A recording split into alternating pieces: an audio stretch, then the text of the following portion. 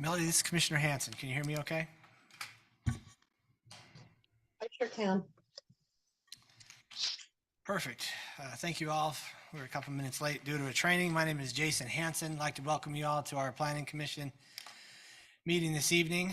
I'm the current chair of the Planning Commission, and in our meetings, we will start with a opening prayer given by Commissioner Anderson, and then we will have we'll go with Tupou today. Hopefully that's okay. Lead us in the Pledge of Allegiance, and we'll start our meeting from there. Our Father in heaven, we're grateful that we can be here at Planning Commission and represent the citizens of Washington City. We're grateful for all of the applicants that have taken the time to prepare their applications to the Planning Commission. Please help us to have good judgment and good temperament. We say this in the name of Jesus Christ. Amen. Amen.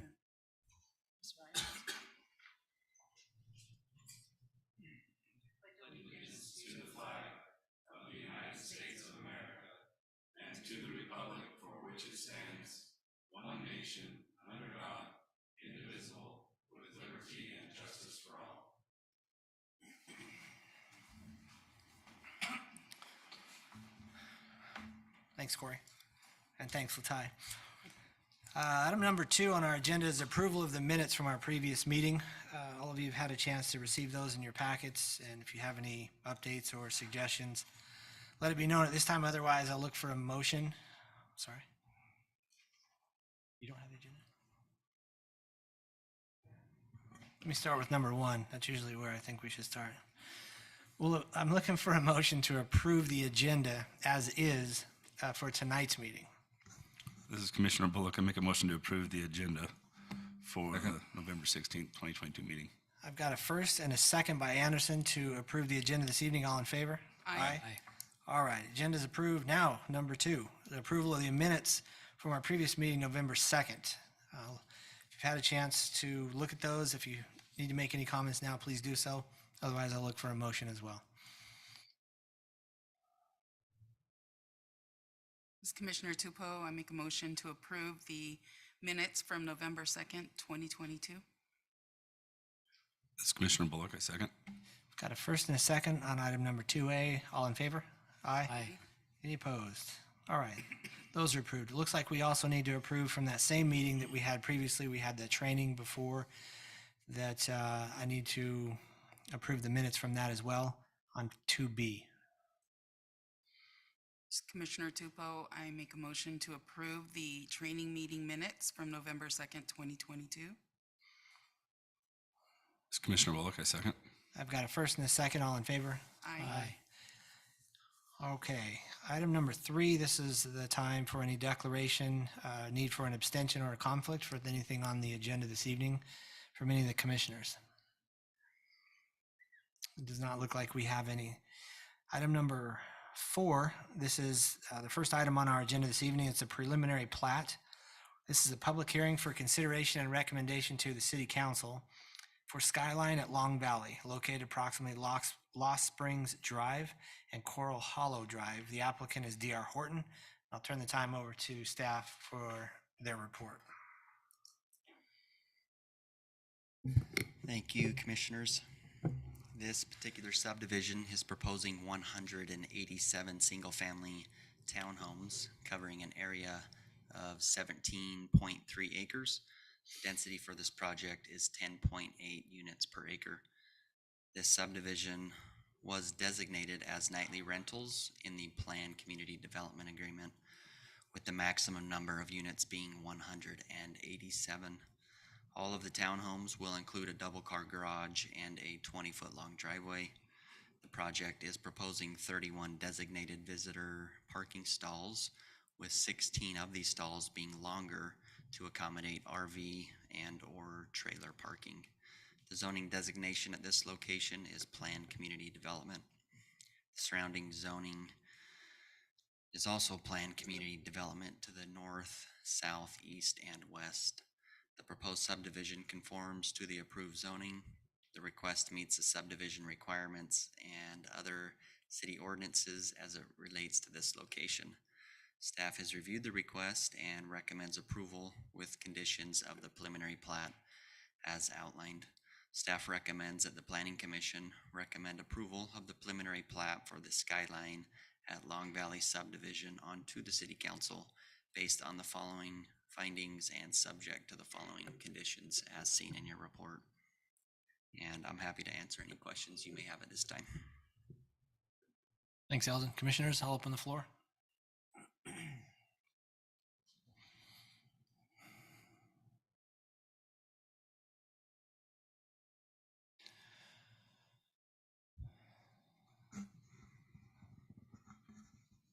Are the nightly rentals, I thought we were only allowed those in the commercial areas. Is there, This, go. And this, it was previously approved in when the zone change came through the PCD agreement.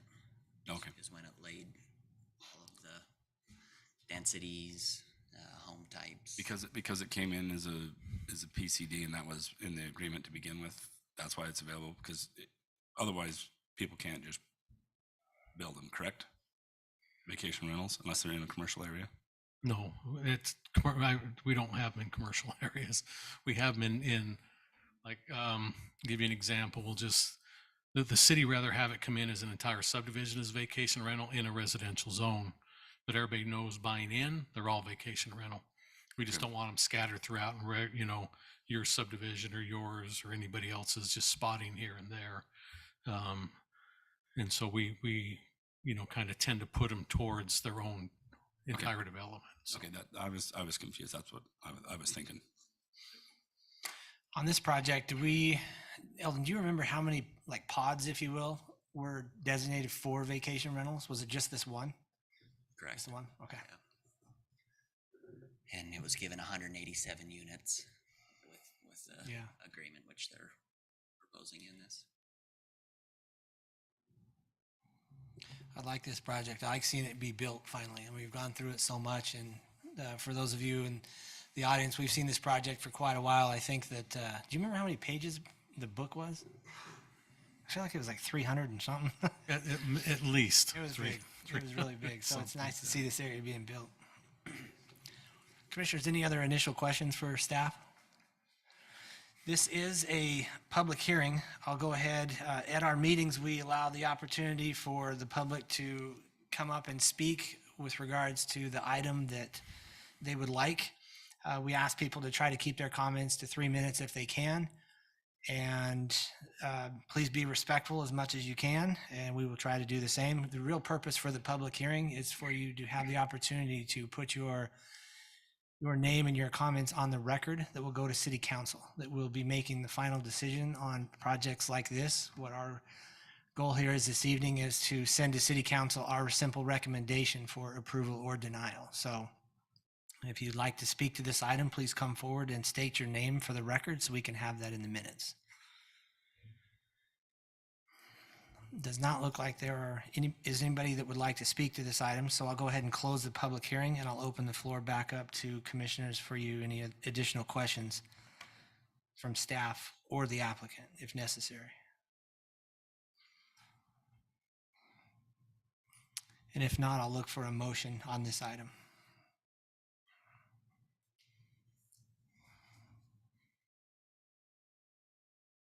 This is Commissioner Rayner. I have a question for the developer.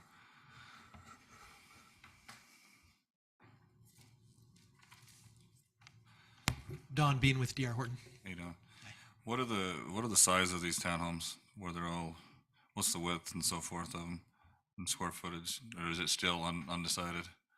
It's still undecided. I called the CAD department this morning, say, hey, can you give me the details? And I didn't get them. Don't have so them yet. I don't have it. They're going to be the same ones we're building in, similar to the ones we're building in Labyrinth, just down the street. Okay. What's the width of There'll the, be two stories high, and I can't remember the footprint. I think they're 24 wide. before wide? Yeah, 24. Gotcha. They're all 2-car garages, 2 stories. The question I was asking them was, some may have 3 bedrooms, some might have 4. Is the plan to do, I know this could change, is the plan to do all of them as nightly rental or? All of those 187, yes. Okay. There's 900 and something in the whole development. And these Yes. amenities that are on this this section, they get built with They'll these get as well. built with it, but they'll also have access to all the other amenities throughout the development. And other outside the nightly rentals will have access to their amenities as well. Okay. Are there any amenities that are exclusive to the nightly rental, or No. they're all shared? They're all shared. All right, thank you. Oh, I have one. I just thought of it. Who, over the years, we've talked a couple of times about having one management company manage. Will D.R. Horton be managing all these, or will they have somebody come in and manage this, just one person managing, or one company managing all of these rentals? I'm in the process of interviewing 4 management companies right now. Next week, we'll probably make the decision. It won't be D.R. Horton, it'll be an outside management. And then the nightly rentals will be managed by a third company, an outside company of the HOA management company. Okay. Because one of the things, my thought came up when Commissioner Anderson was talking, one of the issues we have with some of the nightly rentals is the trash pickup happens, like, let's say it happens on a Thursday.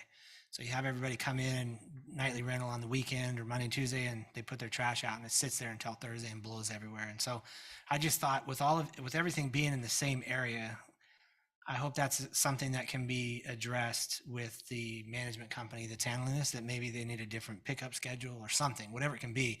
We just don't want this many units with trash out on the curb for an extended period of time.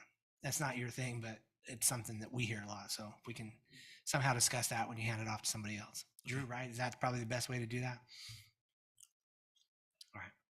Anyway, just a thought made me think of it, because we see that on the other nightly rentals, but having this many in one location, I can visual that many trash cans just sitting out for 5 days before somebody Yeah, picks that's it a up. good comment. They did have some familiarity with it, so I'll ask each one of them how they were going to handle that as we interview them. Okay. Awesome. Thanks. Yeah, thank you.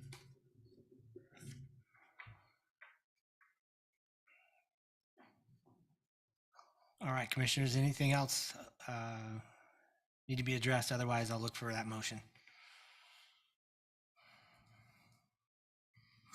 As Commissioner Anderson, I'll make a motion to approve the preliminary plat, or recommend approval for preliminary plat for the Skyline at Long Valley subdivision located at Lost Spring Drive and Coral Hollow Drive, with the 2 findings and 12 conditions outlined by staff, and send it to City Council for consideration.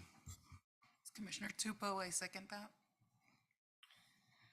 All right, I have a motion by Commissioner Anderson. I have a second by Commissioner Tupou. Individual voting: Mitchell, Aye. Anderson, Aye. Tupou, Aye. Bullock. Aye. I'm Hanson. I'm an aye as well. We will go ahead and the motion passes. We'll send this to City Council with our recommendation for approval. Moving to item number 5A. This is a conditional use permit. It's also a public hearing for consideration to approve as a conditional use permit for a remodel of a commercial building, C-22-16, located at approximately 214 East Telegraph Street. The applicant is Randon Campbell and Utah Behavioral Sciences. I'll turn the time over to staff for their report.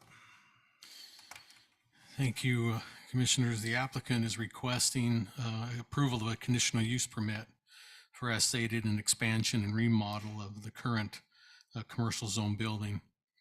The building was previously used as a retail business for the selling of light fixtures, was the latest tenant. They've been out for a while. But that, again, the business has been gone. The new owners are wishing to remodel and expand this building and bring in a behavioral services facility. An extensive remodel will be done not only on the interior of the building, but also on the exterior of the building, giving it a much needed facelift. And we'll go through those exhibits here in just a minute. The new additional square footage will be constructed on top of the existing building, only in the back area. If you've ever been in this building, the front area up here is about the first third is kind of parking lot level. And then as you get through that third, then it drops down a good 8 feet down some stairs. And so that area in the back, they're going to add another floor on. And then above that, they'll be adding a play and recreation area as well. So it'll be 3 stories in the back. And that'll be the additions on the particular square footage that'll be being added. The total new additional square feet constructed will be roughly 9,400 square feet of office and classroom space, and then 9,400 square feet of outdoor play and recreation area. The entire building square footage, existing and new, will be approximately 32,900. Staff has reviewed the proposed project and finds that it meets the intent of the commercial use regulations as found in our zoning regulations. The proposed expansion and remodel for the project is well designed and has sufficient parking. The project will be a benefit to the citizens in offering quality health needs for our community. Staff would like to recommend that the Planning Commission approve C-22-16, allowing for the expansion and remodel of the property located at 214 East Telegraph. And that'll be with the findings and the conditions as you see in the report. So let's kind of just go through the exhibits here. This is again the site plan.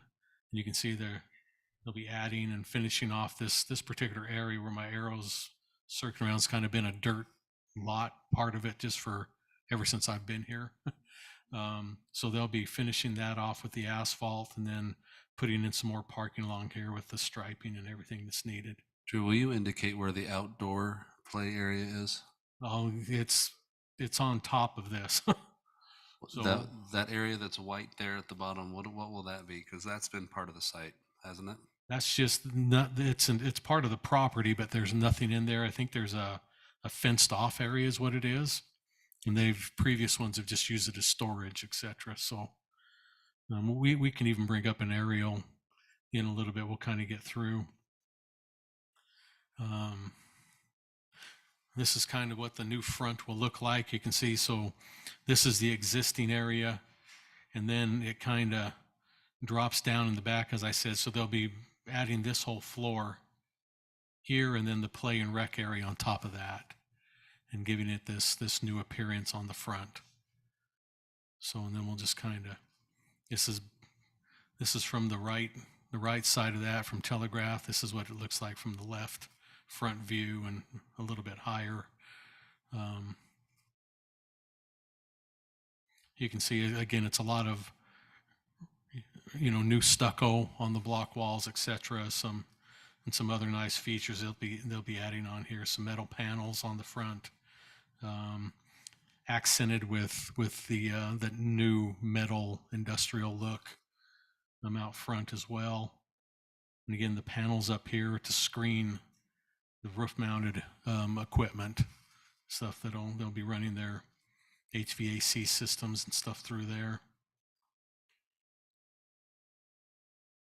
Again, more of a straight-on look with the new facelift as part of this.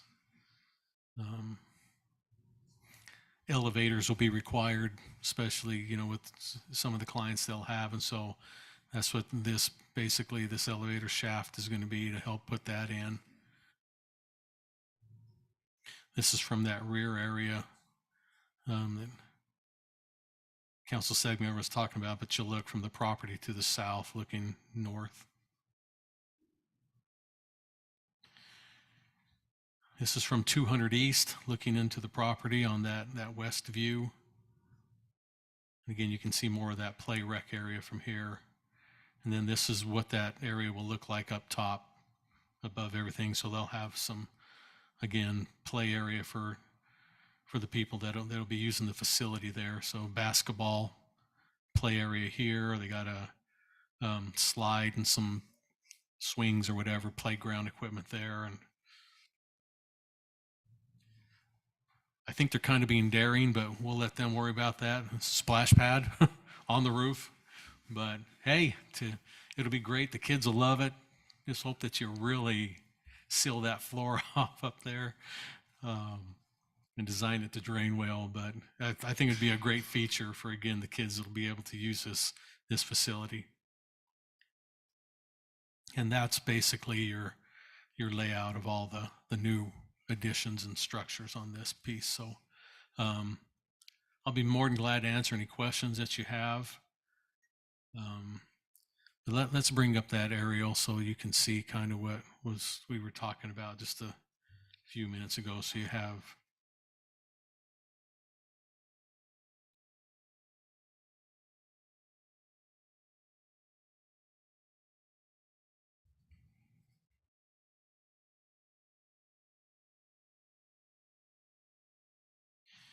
Here's the building in question right here. So you can see there's that area that Thad was talking about is back here where I'm running my arrow along. It's just an extra storage area, outdoor stuff. So whatever they end up using that. But again, all the addition will be happen right here where I'm going around the building up here on top. So, and you can kind of see what the parking lot and looks like now. Again, you can see the area. Somehow that'll finally be finished off, and then they'll repurpose over here. They'll take this wall out and bring this stuff down to add more parking along this face. Will they maintain the same 2 driveways? It apparently it looks like they will.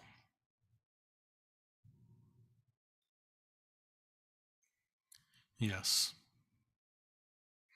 Coming in here and here.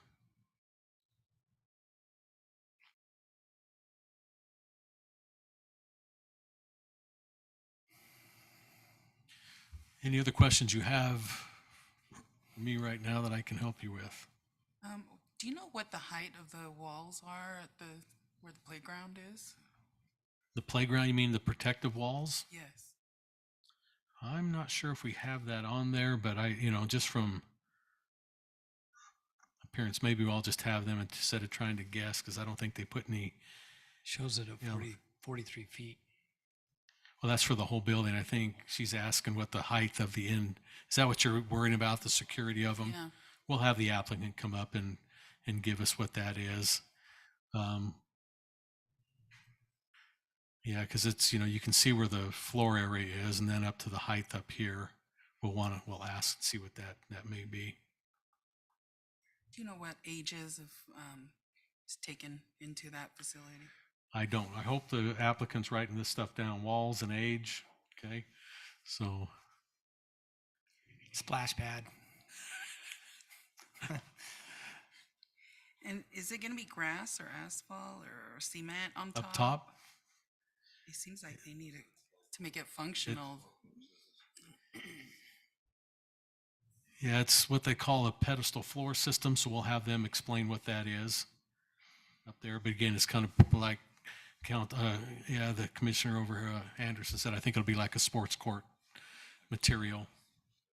So we'll find out exactly have them explain what that is for you as well.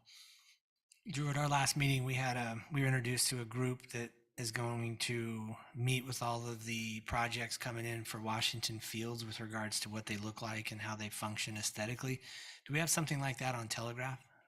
As of right now, no. Yeah. So, but I think with what we've approved in the last year or two with the newer buildings, this will tie in better with those other ones that have come versus trying to bring something different in on that now. I'd rather try to match what we already have coming with the donut shop and the drink place. They have more of that modern pop feel, and that's what this is. And so I really liked this one. That's the reason I was asking. I want to make sure that we're tying things in with this type of an element as opposed to going the other way. This is nice. It looks really nice. So, yeah. Commissioners, any other initial questions for staff? Okay. This is also a public hearing for this item. Again, we're on item 5A. If anybody here in the chamber would like to speak to this item during the public hearing, please come forward at this time and state your name for the record.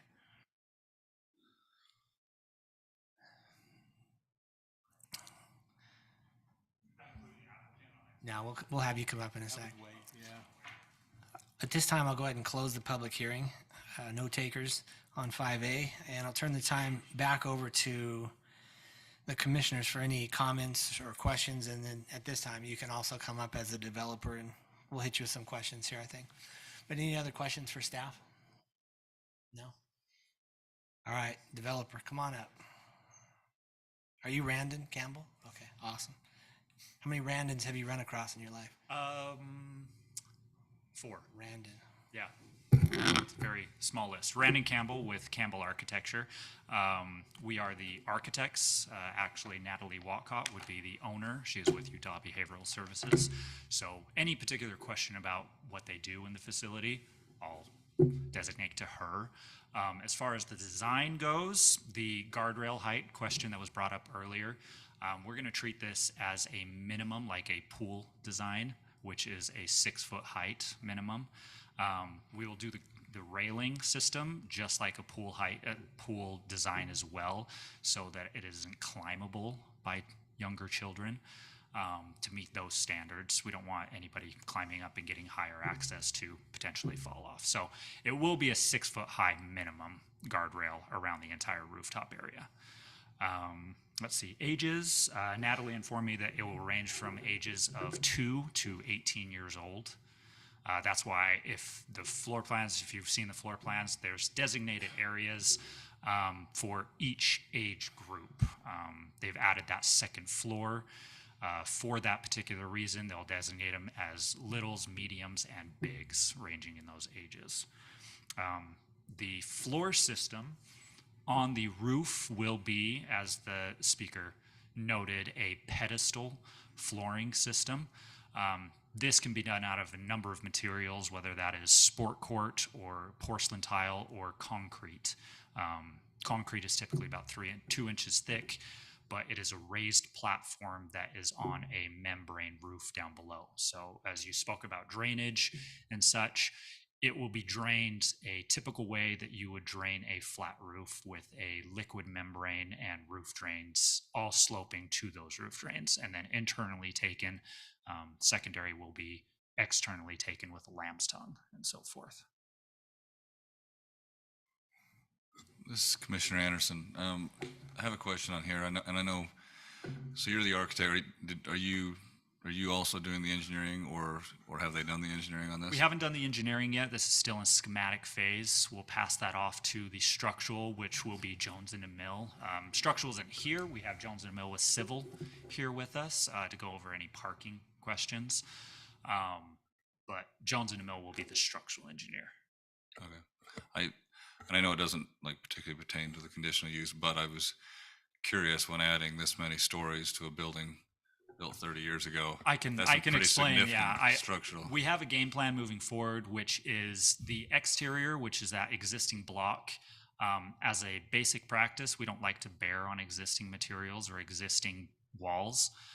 So we'll actually be building a interior skeleton, which will be a post and beam system inside of the building itself.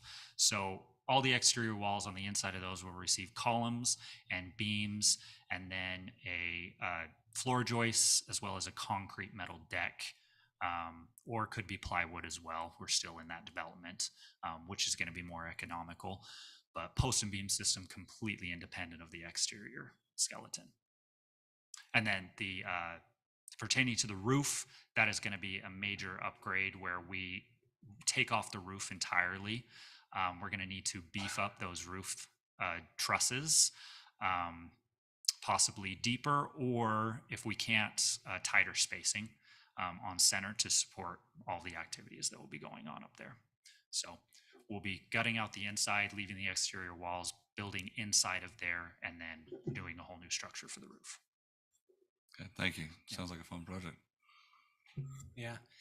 You mentioned there's a lady that can tell us what goes on in this building. Yes. You mind coming up? and Before you do, stay here sorry. too, Brendan. Dad asked what that back piece was, and you looked like you were going to raise your hand and mention something. Yes. Did you want to answer that? Yes, I can. That back piece, as of right now, is going to be proposed as additional play area. So we have on the floor plan the common areas for the different age groups, and they have a separate access, as you can see on the screen, out the back, which would be that area there. And that will be used for an additional recreational area, play area.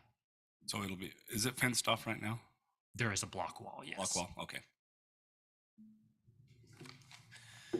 Please help us understand, what's a day look like in this building, this facility? Should I say my name first? Hi, this is Natalie Watcott. I am with Utah Behavior Services. It looks like treatment for as far as it's about, I don't even know how to answer that question. We just have to see it. Kind of looks like school, except for one-to-one. We do one-to-one treatment, for ABA treatment, until Some of the Washington County School District has a contract with us for their more severe kiddos that are not being successful there, so they have us work with them on a one-to-one basis, and then we till we can get instructional control, and then we move them back over into and we introduce them to the least restrictive. Our little kids are being anywhere from 2 to 7, 8, and then there's the middles, and then there's our big kids. And this building will allow us to have the front portion will actually be for our urban trails, which are our adult sites. They're older than 18 kiddos with autism that are older than 18 years old that still need some support and services. So we keep all the different age populations different, but they learn a variety of skills from just day to day, dressing themselves, whatever, and to function independently, to social skills, having a conversation. I mean, when people think about talking to their kids after school, and all the skills that takes from a kiddo to be able to speak and have reciprocal language is quite complex, actually. So we break all those skills down and teach them one by one on top of each other until we do what we need. Can you talk about how your staff and patrons would come and go, the hours of operation, and how you expect traffic patterns to parallel? So you asked about the 2 entry levels for parking. Parents do drop off and pick up. We do home and community and center-based services. So not all of our services happen in this structure. Some of them happen in community, and some happen at home. And they will, if it's center-based services, they bring them in and drop them off. That was really important to make sure we had a good flow pattern. And what else would you want to? Just kind of the hours of operation. We do 3 different sessions. One goes from 9 to noon. The other goes from noon to 3.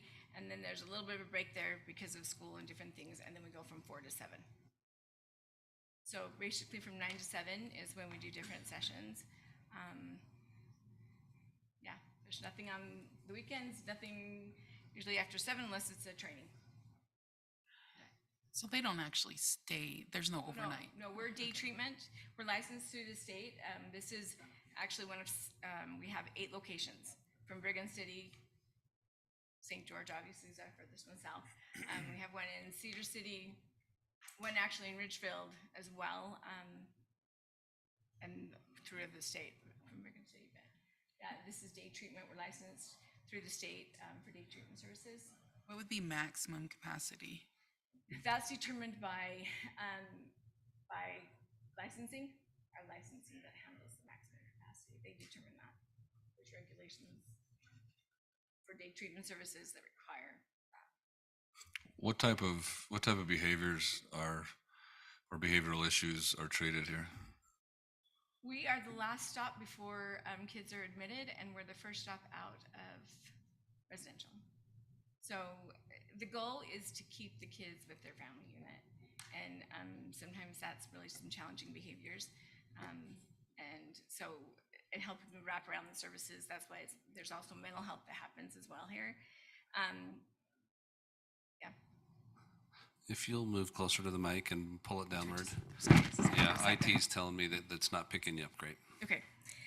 We do mental health services here as well. It's the wraparound services for families so that they can stay together, because we believe that the best treatment for everyone is for the kids to stay in the home and the parents to be able to learn different skills through modeling, not just telling them what to do, but we model what to do and stay with them and pair with them while they grasp those skills, and same with our kiddos. So we're the first stop out. Usually uni calls to see if they can get admitted into our day treatment, and then we're usually the last stop before they need to be admitted to a residential facility.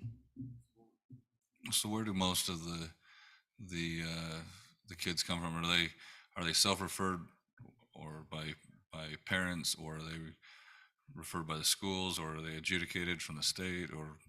We have contracts with private paying insurances, and we have contracts with the state, and we have contracts with Medicaid. We have contracts with the school district here.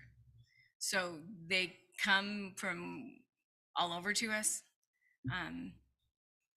to help get them back on track, pretty much. Do you have another facility currently here in town? We do. Is most of your funding from the state? I know you just mentioned some others, but is it like 50-50, 90-10? No, we are a fee for service. So if we don't provide a service, there's no grant money like that. We do have a Medicaid contract. Maybe 50% is dually funded with Medicaid, because the kiddo might have autism diagnosis, which allows them to have a Medicaid coverage on top of or secondary to their parents' primary. We have contracts with United Behavior, Aetna, Cigna, University of Utah, all of them, PEHP, all of them. And they're the primary payers. And then Medicaid kicks in, and we have a section, percentage that is strictly Medicaid as well. But so. And you said the That answer- ratio is 1-to-1 from staff to participants, probably not the right word. What's the word? Clients. Clients. Patients. I mean, it's a medical treatment, and so everybody calls them patients out there, but to us, they're clients. You know, that's what we feel is the best to address it. So, Awesome. Is there a plan to keep the kids safe from the heat on the roof? Like, is there going to be Yes. shade or? yes. So we need to address the fact that we need to have the shade. It needs to be shaded.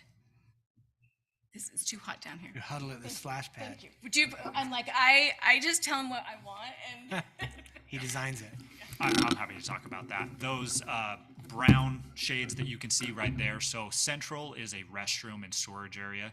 So they will have dedicated restrooms up on that area that they don't need to enter back into the facility. And then surrounding that is a completely surrounded awning. Benches spread throughout for any sitting or observation, or if the kid wants to rest.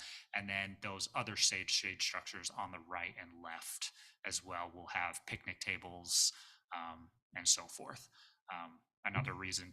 Another thing to combat the heat would be that splash pad as well that's over on the right side. So they'll have adequate water as well as the drinking fountains up top there, just above the stairwell where there's that other shade structure. So yeah, we have taken measures to try and combat some of that and provide shade for the clients.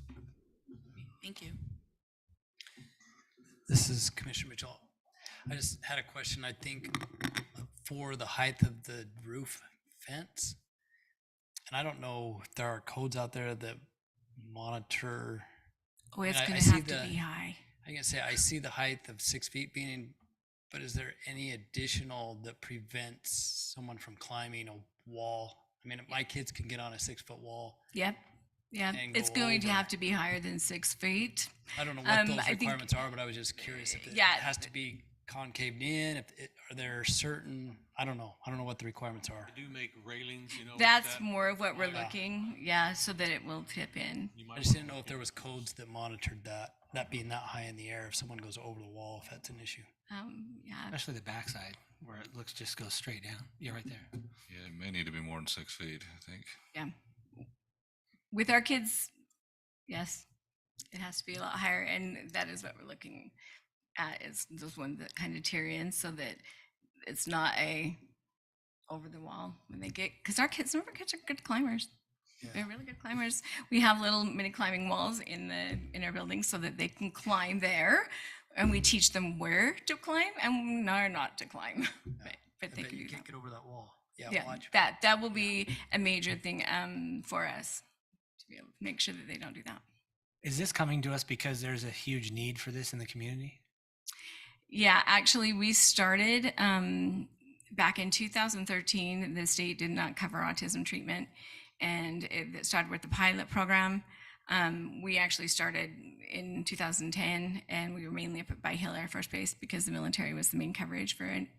In 2013, the state did a pilot program, And at that time, it was they wanted access throughout the state. So we agreed to go to the rural areas. And so we've been actually down here. We started out in just home-based services, and it was about 2015 that we had our first center down here. And in 2016, the state put the mandate in for autism coverage. And it just, we also have, like I said, traditional mental health, which we also help kids who have oppositionally defiant, who might have anxiety disorder, who OCD. There's just, it's a wide range.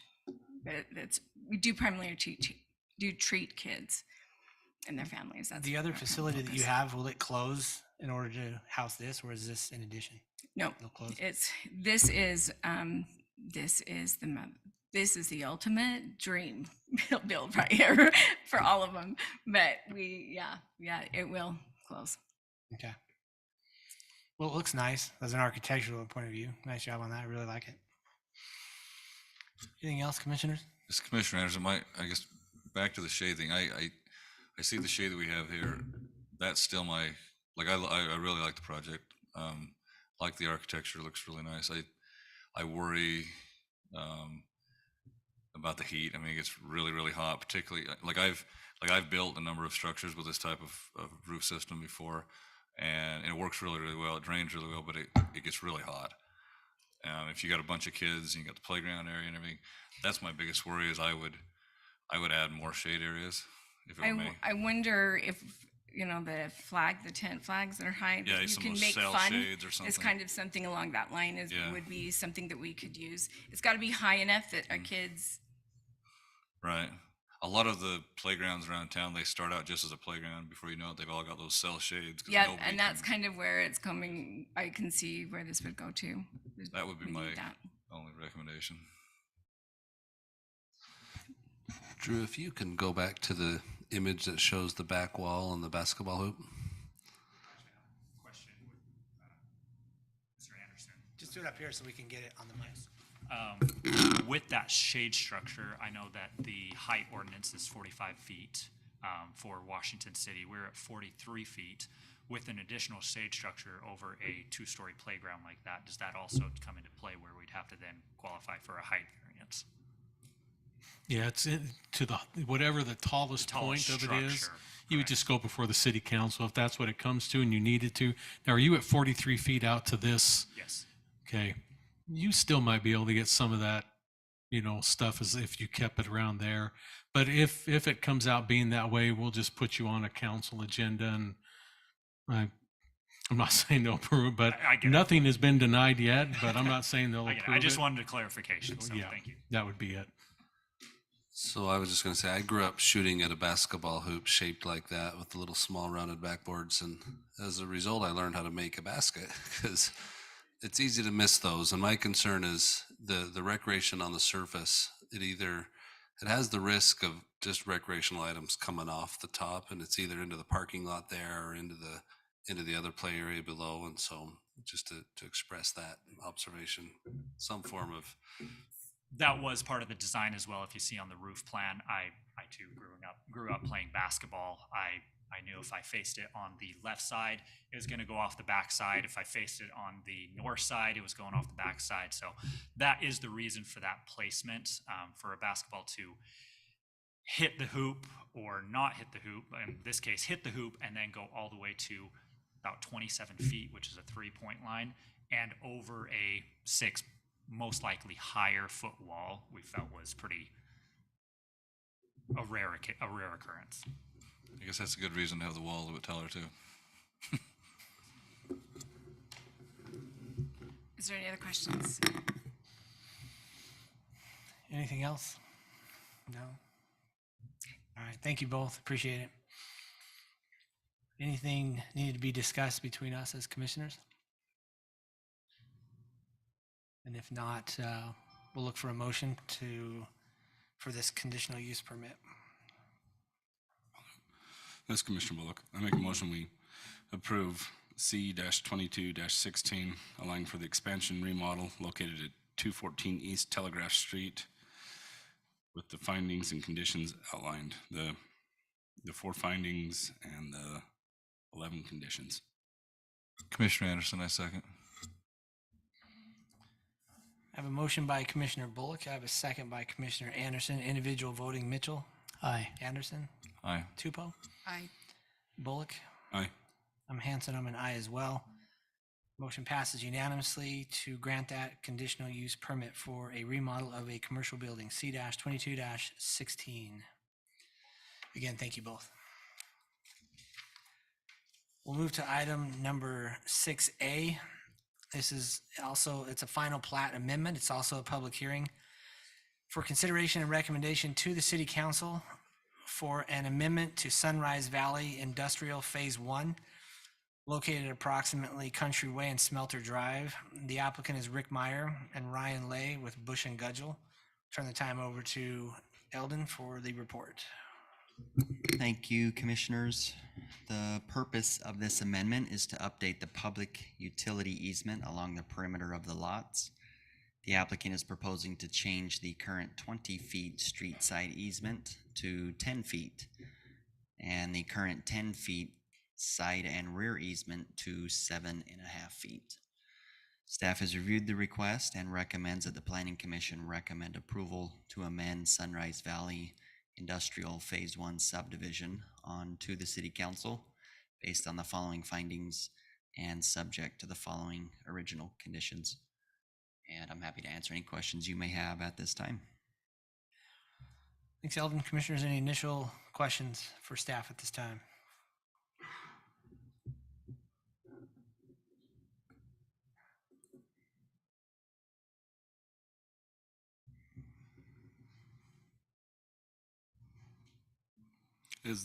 Sorry, Eldon. All you had to do is move. Wait till he leaves. You almost got there, sorry. But, are we moving it up so that they can put the buildings up to 10 feet? Or is that the landscape that we're gonna have with the utility easements? Is that the setbacks or is there still setbacks? The Or is it- setbacks will maintain the 20-foot street Was it- side Okay, setbacks, but- yeah. I think it was just a clerical error. Talking to the engineer, I think they were planning on the 10-foot the whole time and the 20-foot got put on the plat. Okay, so, I mean, they can put their building at 10 feet off of behind the utility or property line, correct? 20 foot off the street, 10 on all the others. Oh, it was 7 and 10? I thought you So it said, looks like they Those originally are the put it. easements.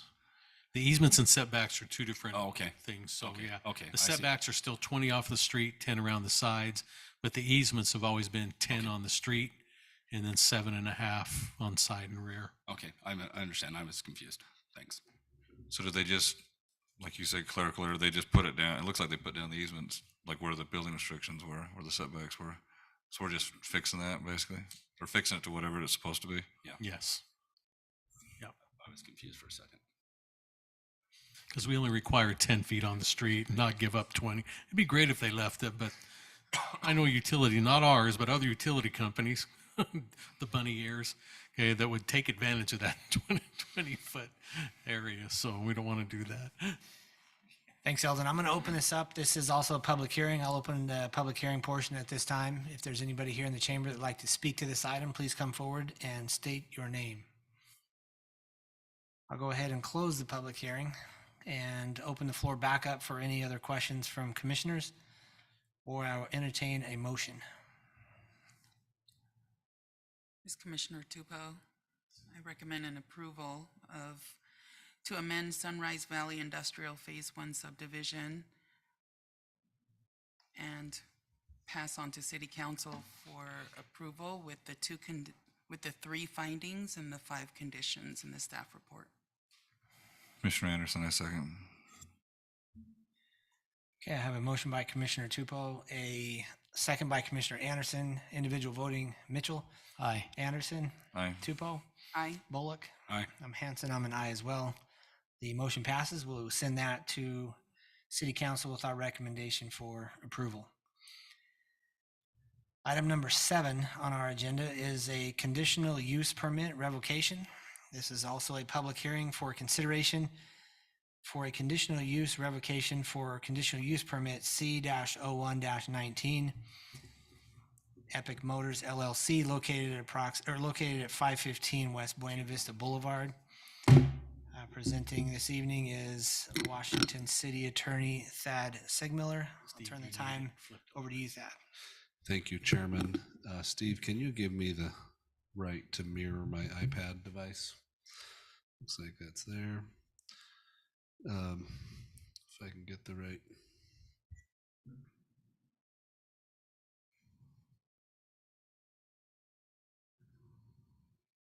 So this is a conditional use permit that was issued by the Planning Commission, but not any of you. It first came about in 2001 as in preparation for a sale.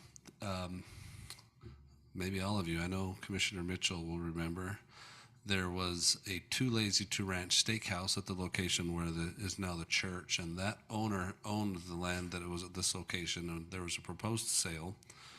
So that owner was the applicant, Kim Andrus, and the current owner, Harry Johnson, was present at the meeting, and that's when the conditions that are now at issue were first imposed. The conditions of the conditional use permit, number 4, reads, the area south and west of the sales building shall be covered with a layer of decorative gravel.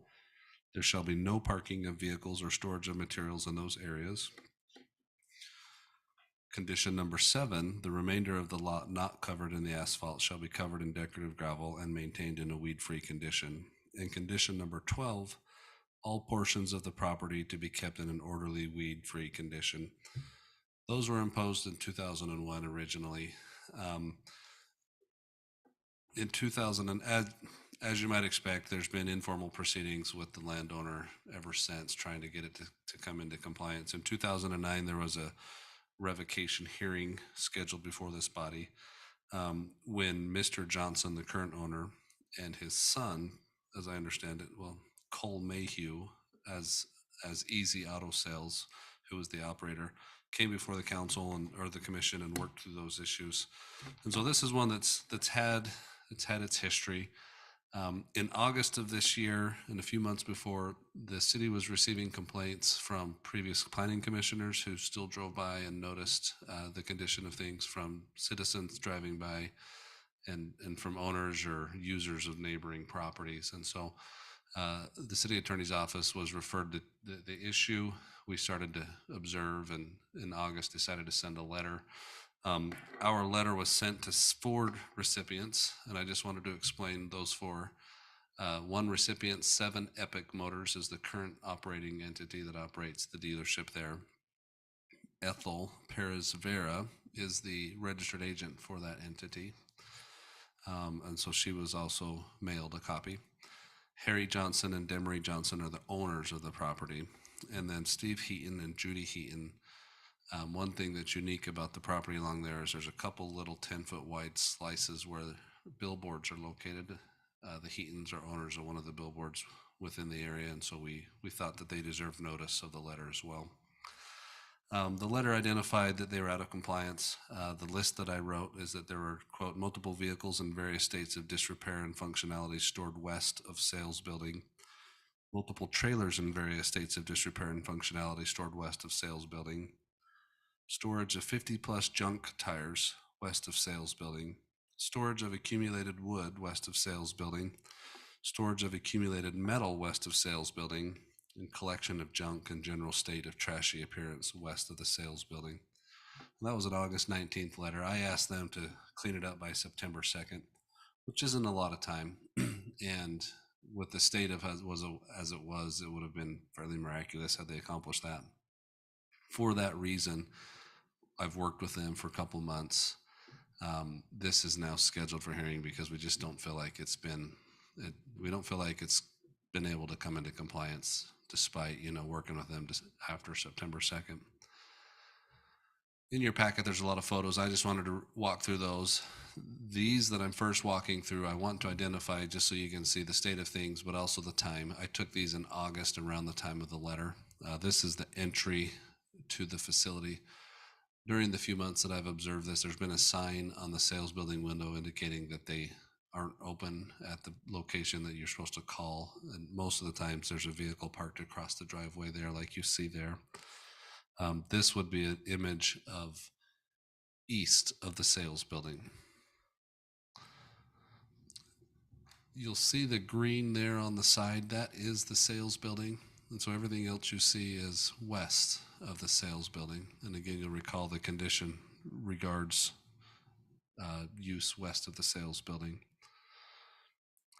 This is also west of the sales building. I believe the effort was to identify how the tires were being stored. This was substantially west of the sales building, so you're looking down past one of the billboards. The second billboard is just above that burnt orange colored vehicle truck. It's hard to see it because there's a lot of stuff in the way, but there's a second billboard right there standing. That's the second billboard that I was referencing. It's kind of there between the trailer on the right and the metal container on the left. All of that is west of the sales building. Looks like this is just a further zoomed out image. That car with the trunk open, it had been open like that for many months. That was the source of a lot of the complaints. Folks are kind of worried, like, just what's going on with somebody's car there. But with its proximity to a busy road, it did get noticed. More pictures of similar circumstances. A zoomed out photo of the entry. Close up of what that trailer was. I don't remember how many cars were there, but I think it was close to 9 vehicles that were stacked there. There was 2 rows deep between that row and the interstate fence. So here you see a little better image. The sales building is that green building. The conditions that talk about west of the sales building would be that side next to the white cargo trailer. East of the sales building would be the side towards that blue. I think it's a taco truck or something of that nature, a food truck.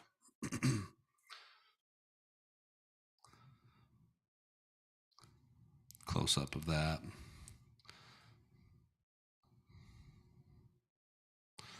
I think that intent of this photo is to try to show you the finish of the surface and also catch some of the other stuff that was just scattered towards the interstate fence.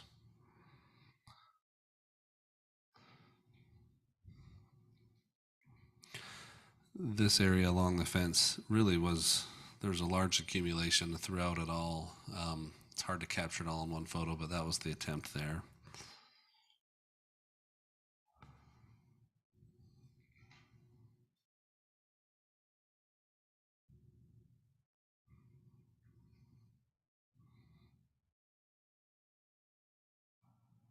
I think the attempt here was to get a little closer capture of the landscaping and the finish, as that was part of the conditions.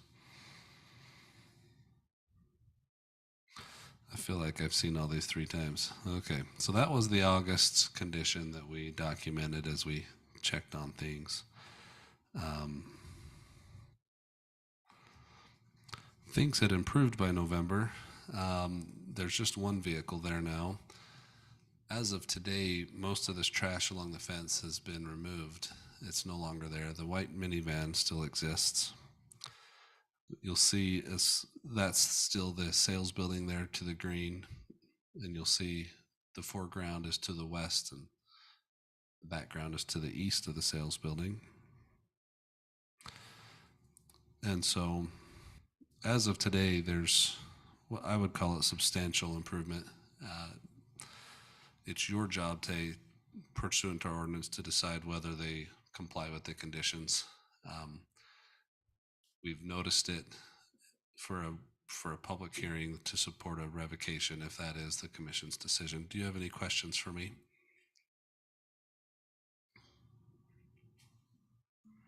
Not yet, but I'm sure we will. Okay. I do, Thad.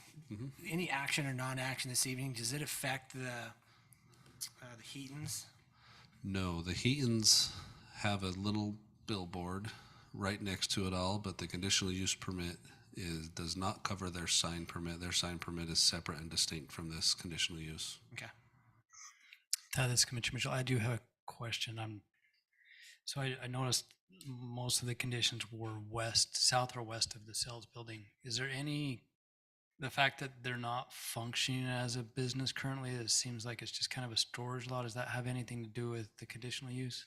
So the condition, one of the conditions, the ordinance statute-based or ordinance-based conditions is that it needs to operate within a given calendar year. If they were in perfect compliance but hadn't operated for a year, we could also have a revocation.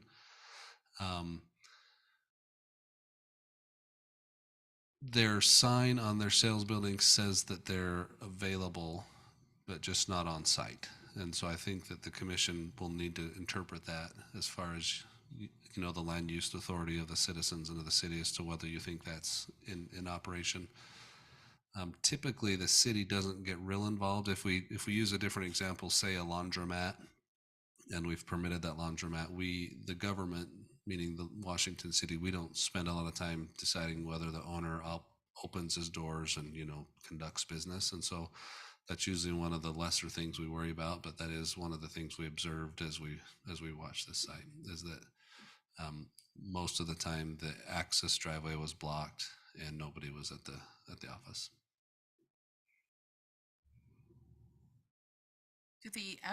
This is Commissioner Tupou. Do the advertisers on these billboards know that their advertisement is impeded by the storage?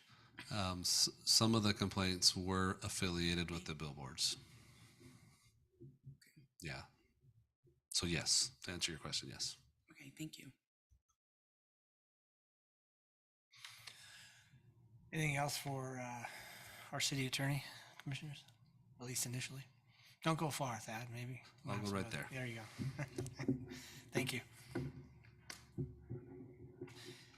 Commissioners, this is a public hearing, so we could do a couple of things. In the past, as you know, we've opened it up to the public hearing first to get any public comment here, so we can maybe formulate other questions that we have, or are there questions that you want to address right now before we do that? You can do it either way. Chairman, there's two things I failed to say. Well, one thing, Harry Johnson, the current owner, has been in contact with the city. I've met with him on site twice. He did call me today and shared that he's sick with something that's communicable. And so I excused him from showing up. I told him that, you know, I would let the commission know that he called and that he's been responsive through the process. I believe Ethel is also here. She's there, and you just saw her raise her hand. She's the registered agent and operator of Epic 7. Thank you. So any questions that we want to address now, or should we open up? Are you okay with opening to a public hearing? All right. I'll go ahead and open this to the public hearing. Again, public hearing is designed to give residents a chance to come up and speak and put their comments, questions, suggestions on the record for city council. We may have an answer for some of those items. We may not. In this particular instance, we probably will be more willing to have a discussion with regards to things than maybe sometime in the past. So happy to do that. If anybody would like to speak to this item, please come forward and state your name for the record, and so we can have it in the notes. And we will probably waive the 3-minute adherence to time frame. We're interested in hearing what people have to say about this and trying to work through this together. So please come forward and state your name. Anybody would like to speak to this item?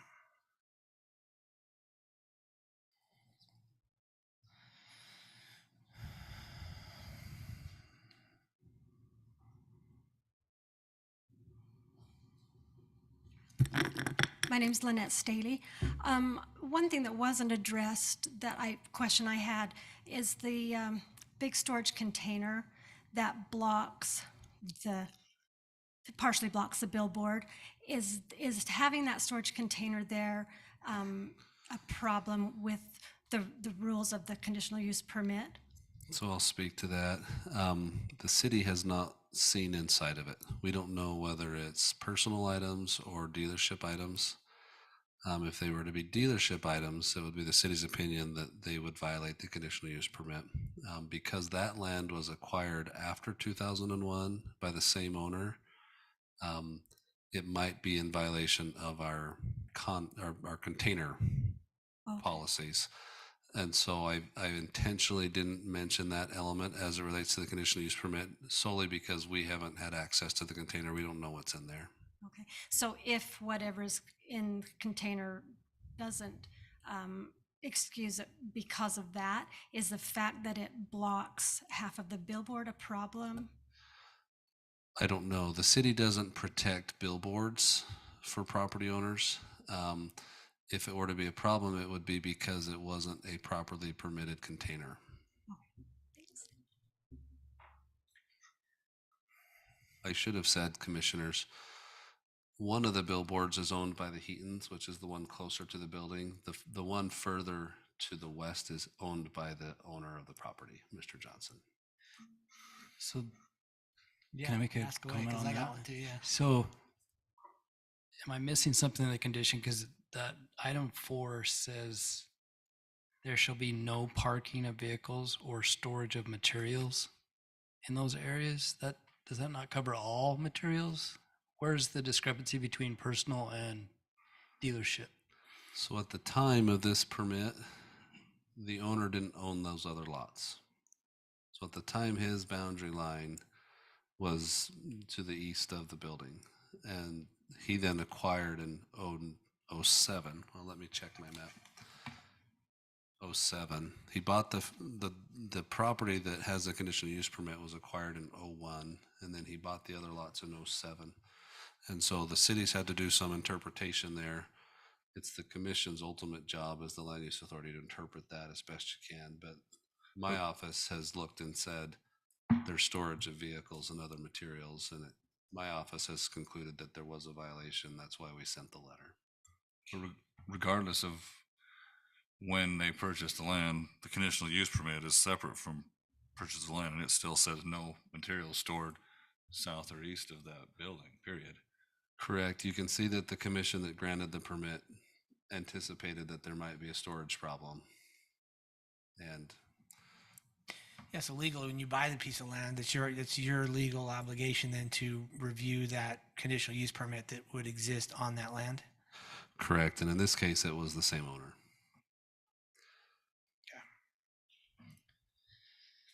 Yeah, we're still public hearing. Sorry, got a little sidetracked. Anybody else like to speak to this item? Absolutely, Ethel. I'm hoping. At first, you didn't get up, and I was like, oh man, am I gonna have to call her out? Darn it. So I'm the owner of 7 Epic Motors, and I recently went through a divorce, and he left me with 5 children. So I haven't been able to afford anyone to work at the dealership, and I'm trying really hard to get it together. But I have been in deep depression for the last year and a half. And I tried really hard to clean up what was asked of me. I know it doesn't justify like why the lot looks how it is, but I finally got divorced and I'm finally getting it together, and I hope that by next month I can start working there myself and providing for my children as well. But I don't want it to get shut down because that is the only source of income that I have at the moment, and I do have family helping me that will be helping me in the beginning of December. So that's that. Ethel, we'll feel safe for just a minute. They might have questions. Have you seen inside of that metal container? Do you know what it's used for? That's all of Harry's stuff. He has personal belongings, nothing to do with the dealership. You've never used that container? No, I have never. No. Ethel, if you go out 3 or 4 years from now, what does it look like to you?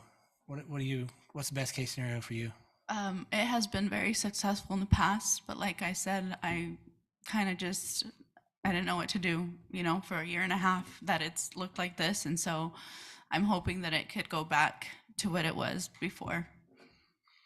The cars that were parked there that were inoperable, were they part of your business or were they? So they were Harry's. He had bought in those from me, and he just put them, they weren't working, so he just parked them up on top. And I guess that's where it just became a problem. Yeah. So of the problems that were discussed at this podium earlier, is your business responsible for very little of that? Is that fair to say? Or do you bear responsibility in having cars there? None that of don't it, work and because those stores were and all Harry's that he purchased for me. And so he put them up there because he said it was his, Yeah. but I guess they needed to be moved, so he put them back. He put some down to the dealership. So I definitely don't want to state the obvious. I feel terrible and I feel really bad that your situation. Do you understand it from our point of view that there is somebody who is non-compliant? And I was trying to separate the two to find out if you were bearing responsibility. It makes it even a more difficult decision for me knowing that you You're Yeah, not I really sold those responsible vehicles for to that. Harry, and we had him at the end of the lot, but he sold the property to the church, and so we couldn't store anything at the bottom anymore. So he put them up on the top. I think it was, I don't know when the time frame was, but he put all of the cars that he bought on top where his property was Yeah. at. But I guess, you know, because it's the dealership, they thought that they were all of my vehicles. Yeah. All right. Thanks, Ethel. Commissioners, you have questions for Ethel? I'm not sure. It might be for her. I'm curious. So you lease the property I lease from it Harry, from Harry, that is to correct. operate the dealership. To operate the dealership, correct. But just to verify what was just said, the problem sounds like lies with Harry, correct? That's creating the incompliance, not necessarily the dealership. But now she's stuck with getting things into compliant.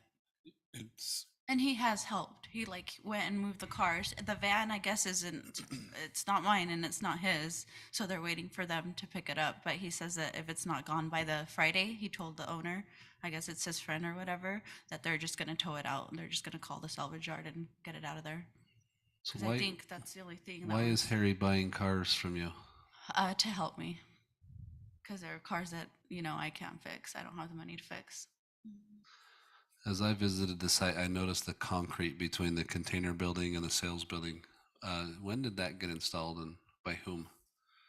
So I installed it a couple years back, and I actually, I think I talked to Drew about it to pour the concrete, and they said that was fine. And we used it to wash cars. He said that that's what we could do there. So Are the trailers there? Are those your trailers or those are Harry's? my trailers, yes. So the trailers, are they used in the business? They are. And if so, how? hmm Like, what do you use them for? So they put all of the tires in them that we just use parts. The thing is that we've been broken into so many times, so we have to have trailers now to put our stuff in. They recently, 2 months ago, stole a bunch of keys. So I'm barely like getting keys made for the cars that were stolen. They only left me 2 keys for 2 cars. Is that partially why there's a blocking of Yeah. the businesses closed as well? Yeah, the guy has taken forever to come and do the fobs because some are just smart keys, like, you know, and it's just been a nightmare.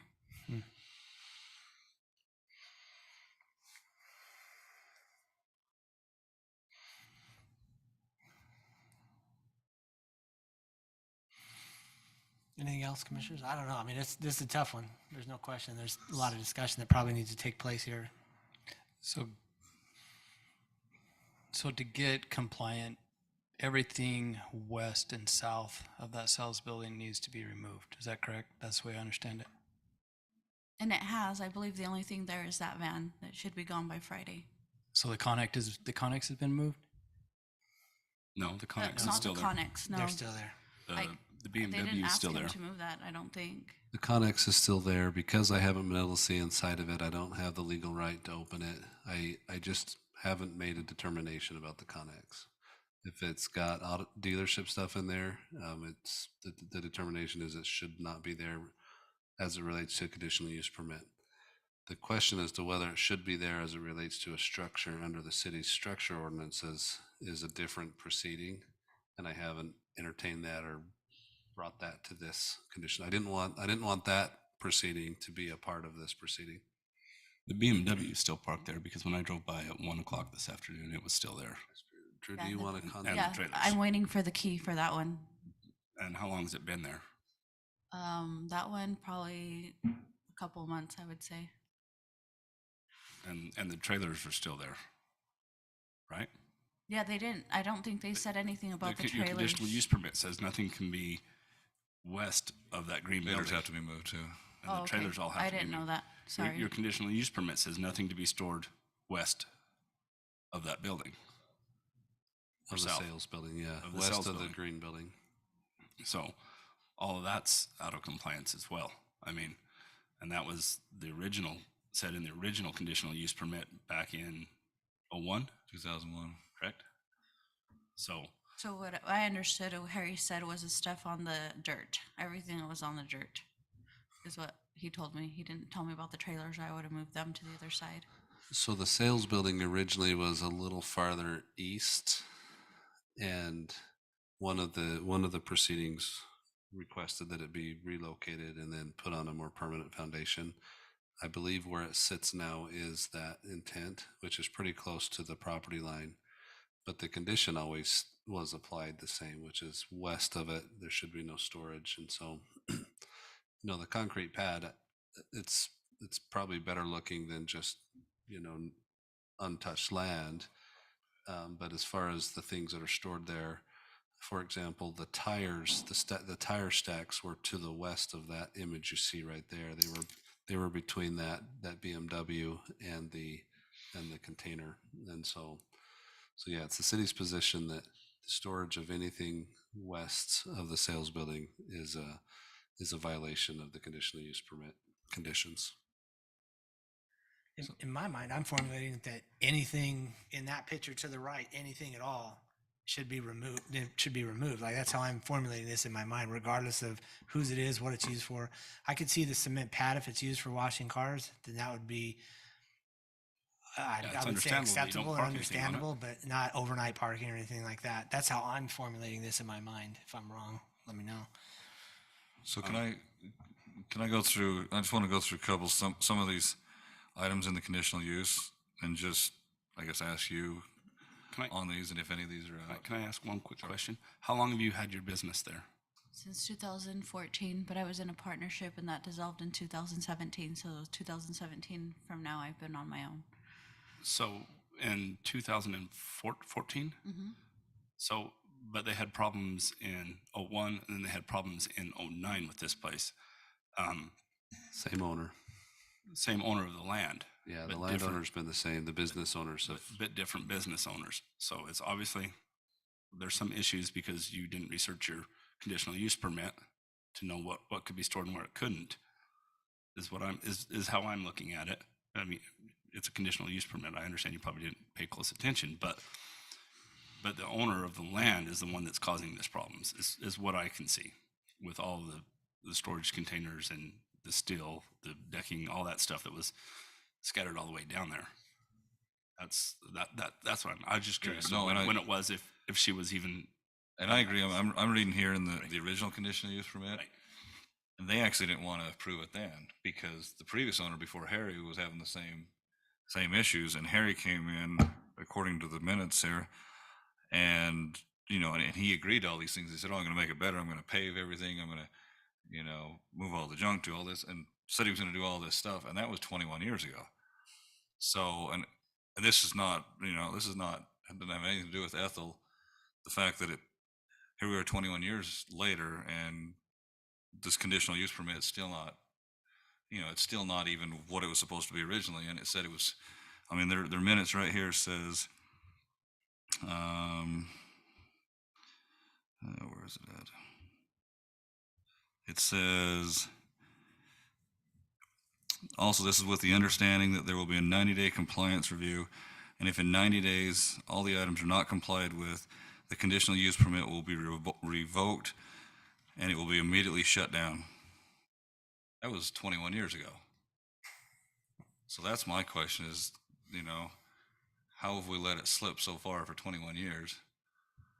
Now, as far as Ethel is concerned, my thing with you would be make sure that you know what the conditional use requirements are. And if any of those are things that you can fix, they need to be fixed. But And how beyond do I that, get that? it's stuff that Harry's got to fix if he wants to have a conditional use to be able to lease it. So I guess just quickly, the biggest one is anything south and west, you can't have anything on. Of yours. So anything that is yours has got to Behind be the building, you mean? gone. Yes, anything behind that green building Okay. has to be gone. Completely. Then who in your lease, who is required to maintain the landscaping? Because that's one of the items of the conditional use is that you can't have any weeds. It's got to be maintained. The gravel's got to stay looking nice, etc. Is that Harry or is that you or? So we put in the mulch a couple years. Like we redid the landscaping for the front, and I think they said it was fine. But this side, I'm talking about the weeds because that's like it's a specific thing in here. You know, weed control has to be kept in an orderly, weed-free condition. so the weeds from that side of the car where the poles are, we pull them out, and then this side, I don't do anything past the dirt. So that's Harry's. Okay, the reason I ask, well, let's see, where does the lot ends right at the green place, right? The green building. Correct. The conditional use permit lot ends right near the back of where the green building is located. And so the concreted area that's, I think a couple years ago, right, Ethel? Yeah. It's not brand new, but it's fairly recent, especially compared to like the age of the building, is technically on a different lot that does not have the conditional use permit overlaying it. If Harry was wanting to be smart about kind of authorizing the use, he would come to the city and ask to amend the conditional use permit and ask to add that lot and maybe the next, right? If he wanted to use the place, but of course he would have to satisfy the commission's conditions for how he does it. But he hasn't done that.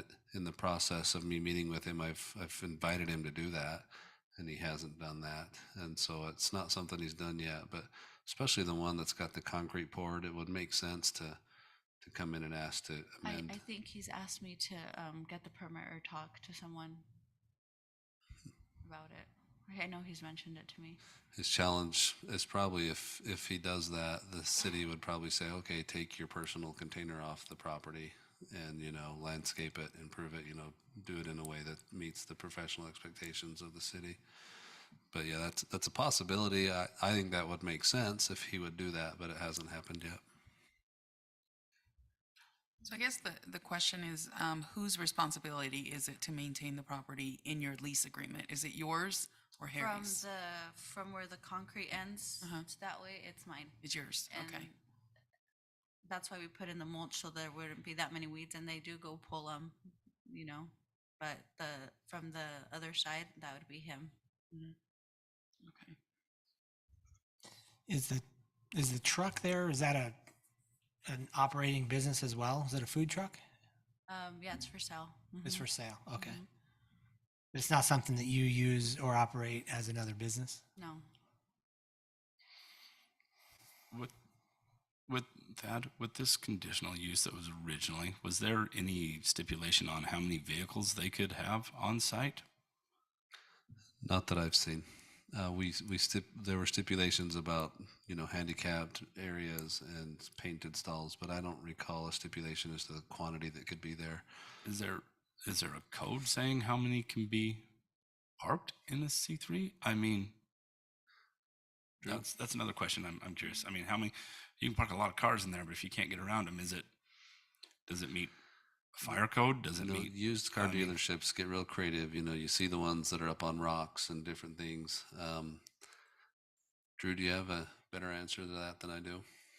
No, I mean, if there is any code, it would be the fire code. And we'd have to look into that and just see what, you know, if there needs to be lanes of access, et cetera.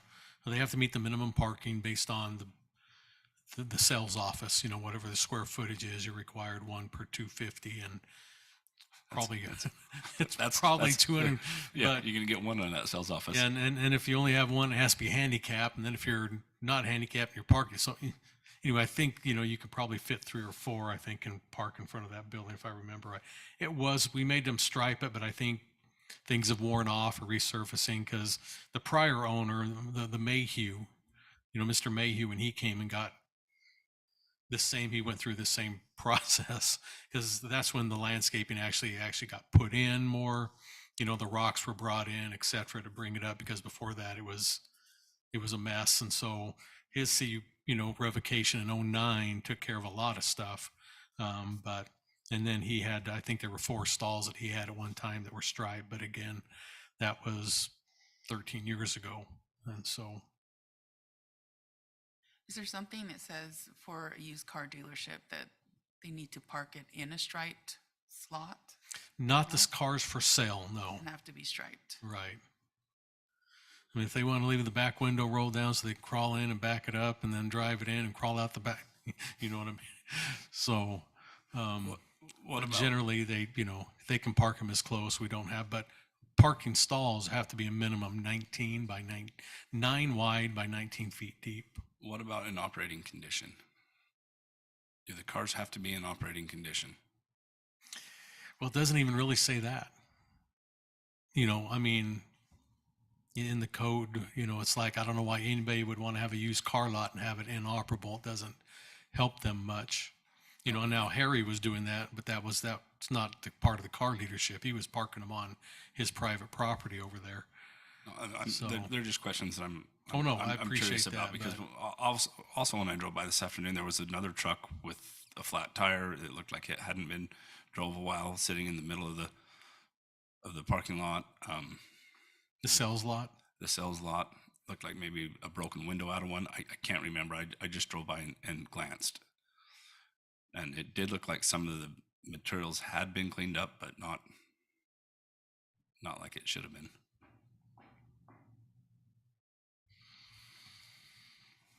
Thanks, Ethel. We may call you up again, so please say bye.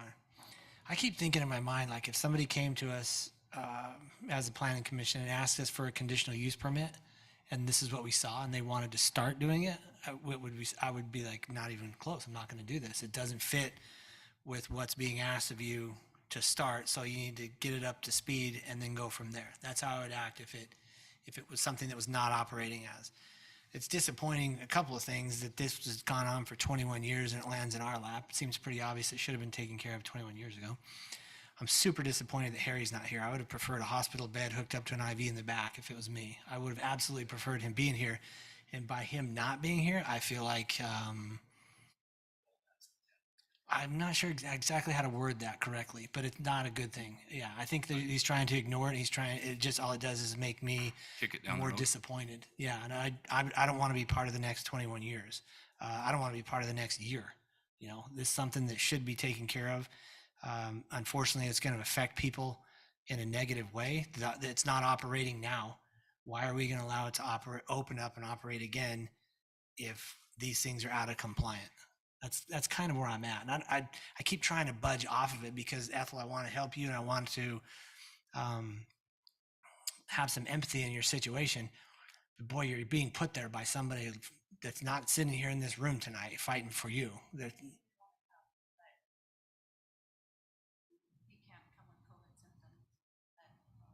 Man, I would have put him in a bubble in the back. I mean, I would have anything at all. I mean, this is 21 years. I believe you said it was the same guy for 21 years. So I don't think COVID was here 21 years ago. So 21 years ago, he was buying it from a guy that was getting his conditional use revoked for the same thing. Yeah. Well, not Sort quite. of.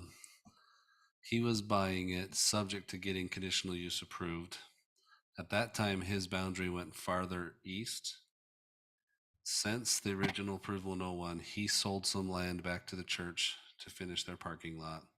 And then he bought land to the west as it narrows there between the road and the fence. And so things have happened on his east boundary and his west boundary since then. But in 01, he was the buyer that appeared in the meeting that said he would do these things if it was approved for a car lot. And he's still been the individual that's responded to the site there with me. He indicates that he's got a contract with Ethel, so it's the same owner all these years. I hear that, and I'm not willing to move an inch off of it. It should have been taken care of 21 years ago, and I don't want to be part of the next year of it not being done. So that's where I'm at. Easy enough. We can debate it for another, however long you guys want. I don't want to cut you off, but that's kind of where I'm at for me. So So one quick question. Was there any other public comments? Did we ever conclude that? Or are there yeah, potentially other? Anybody else? All right, I'll go ahead and close the public hearing. Sorry, I'll open it back up, commissioners, for any comments. So that's kind of my thinking too, thinking back, I feel like it's a great spot. It could be a great business, but it needs to be cleaned up. It needs to become compliant. And I feel like those original,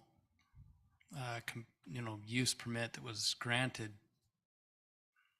it's hard to envision it, but I feel like they were trying to impose, hey, let's turn this into a real business, and it never happened. And unfortunately, I agree with you, Commissioner Hanson, that the people that are involved have been, but are there other locations that potentially under other ownership would present a better opportunity for that same business? Is there any chance that Harry's on the phone for this meeting?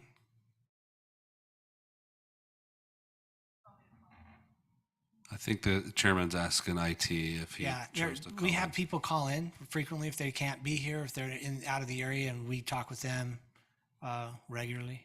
I'm just wondering if he's on the phone. You may choose to continue it just so you can get Harry here. The city does still recognize that there's COVID around, and we prefer that they not come. In fact, I told Harry we'd rather he not come if he is communicable. That might be one reason to give it at least a short continuance. That's where I'm at. Ethel, I have a question. I'm just looking at all the vehicles on the lot and so forth, and I know that you had told us about the troubles you've been having personally, but are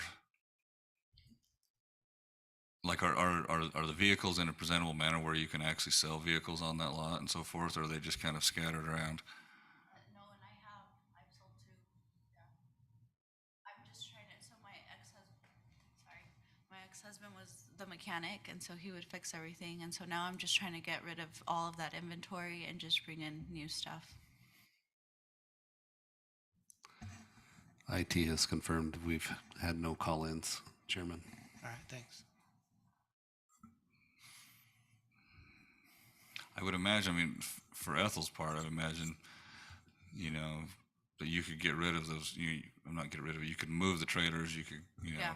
tidy up the vehicles, make sure Yeah, I can do anything that. that's on your side is done. But I think the biggest thing is with Harry, especially where this has been a 21-year issue, which predates Ethel by a long way.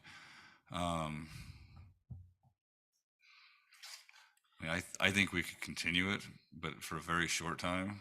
And basically this is like, at the end of a 21-year, notice, this is like the last notice.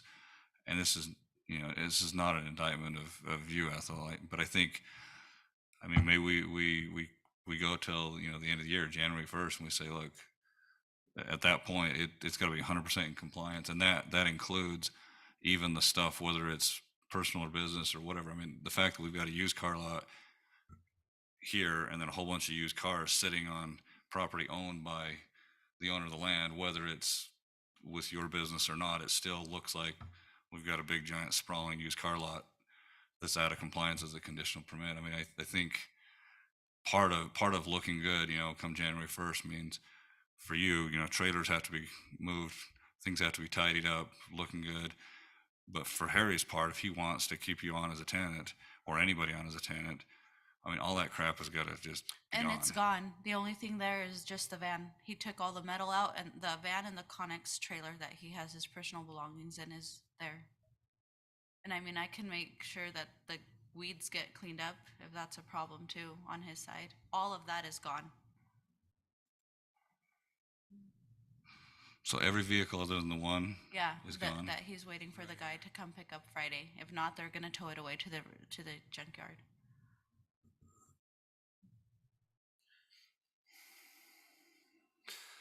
I think the commission can take a position on the Connex as the land use authority.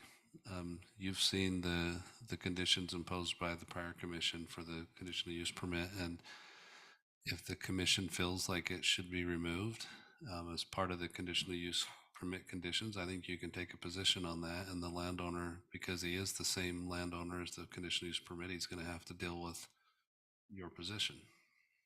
I think that's part of it. I think whether it's personal stuff or not, it's got to go. And that would only be to your benefit because it would make your business look a lot more attractive. The Connex is only hurting your business. One of the things that you guys might have missed, you were discussing something else, is I mentioned if somebody came to us with if you look at this from the other angle, and they came to us with a conditional use permit and they showed us pictures of the property, this is where we're going to do it and this is where we want to do it, there's no way we would approve it. I can't imagine we would. I can't speak for everybody, but I certainly wouldn't. Our intent is to grant conditional use permits for people to operate in the city. That's going to be something that's better for the city. It's going to be good for the city. Ethel's saying she can do that. there are things that need to change before I think you're going to get that opportunity. And it doesn't have anything to do with you, but just I'm thinking this from a totally different perspective with regards to the lease that you signed with him. I mean, he has responsibilities as an owner as well that you might want to go back and review just for you and your own legal responsibility against him, in my opinion. He's putting you in this spot. We're trying to fix it because we're trying to do what's best for the city. Anything west of that building should be removed 21 years ago. So that seems like the starting point.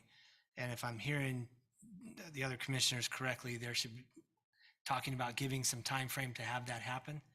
I don't think I'm opposed to that either, but I'm certainly not willing to come back and have another meeting and then have to talk about it again. It's like, well, you didn't do it. Okay. That's not even a 5-minute conversation, in my opinion. Because it's just, I wouldn't do it in the first place. Why would I do it in the second place? It's just, so that's kind of where I'm stuck on that. So I feel terrible. I wish I was sitting down there and I could talk to you outside this meeting and just be like, look, this is how I really feel, but it's not appropriate for me to say that because it has nothing to do with that. I'm trying to do a conditional use permit, but from a personal standpoint, I think that you should look into some of the things you have with your lease with him, because he does bear responsibility. He's putting you in a really tough spot that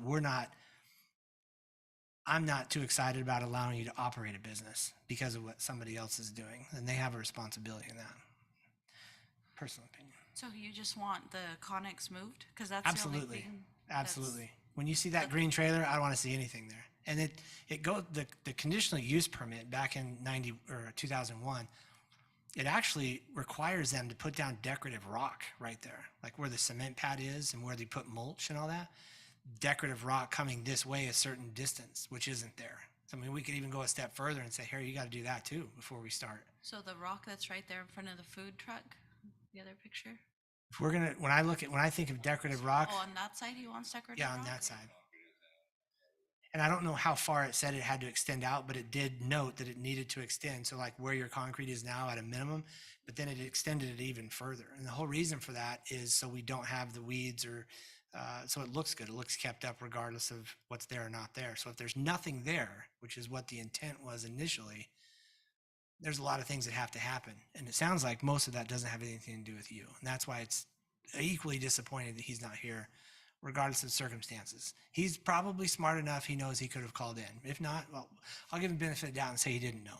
Yeah, I don't think he did, to be honest. So we're talking about giving him some time, a possible time frame here to get these things in order with zero exception. In my opinion, I don't know if I say that as just the chair or as just I the also commissioner. think, and this is something for you, is that you're asking for us to grant conditional use, because again, conditional use means this is something. It's not like for the next 21 years. It's something we gotta keep looking at, and the intent for this is that you want to operate a commercial business in the city. The reason we give conditional uses is because it improves the city. It's beneficial to the residents, et cetera.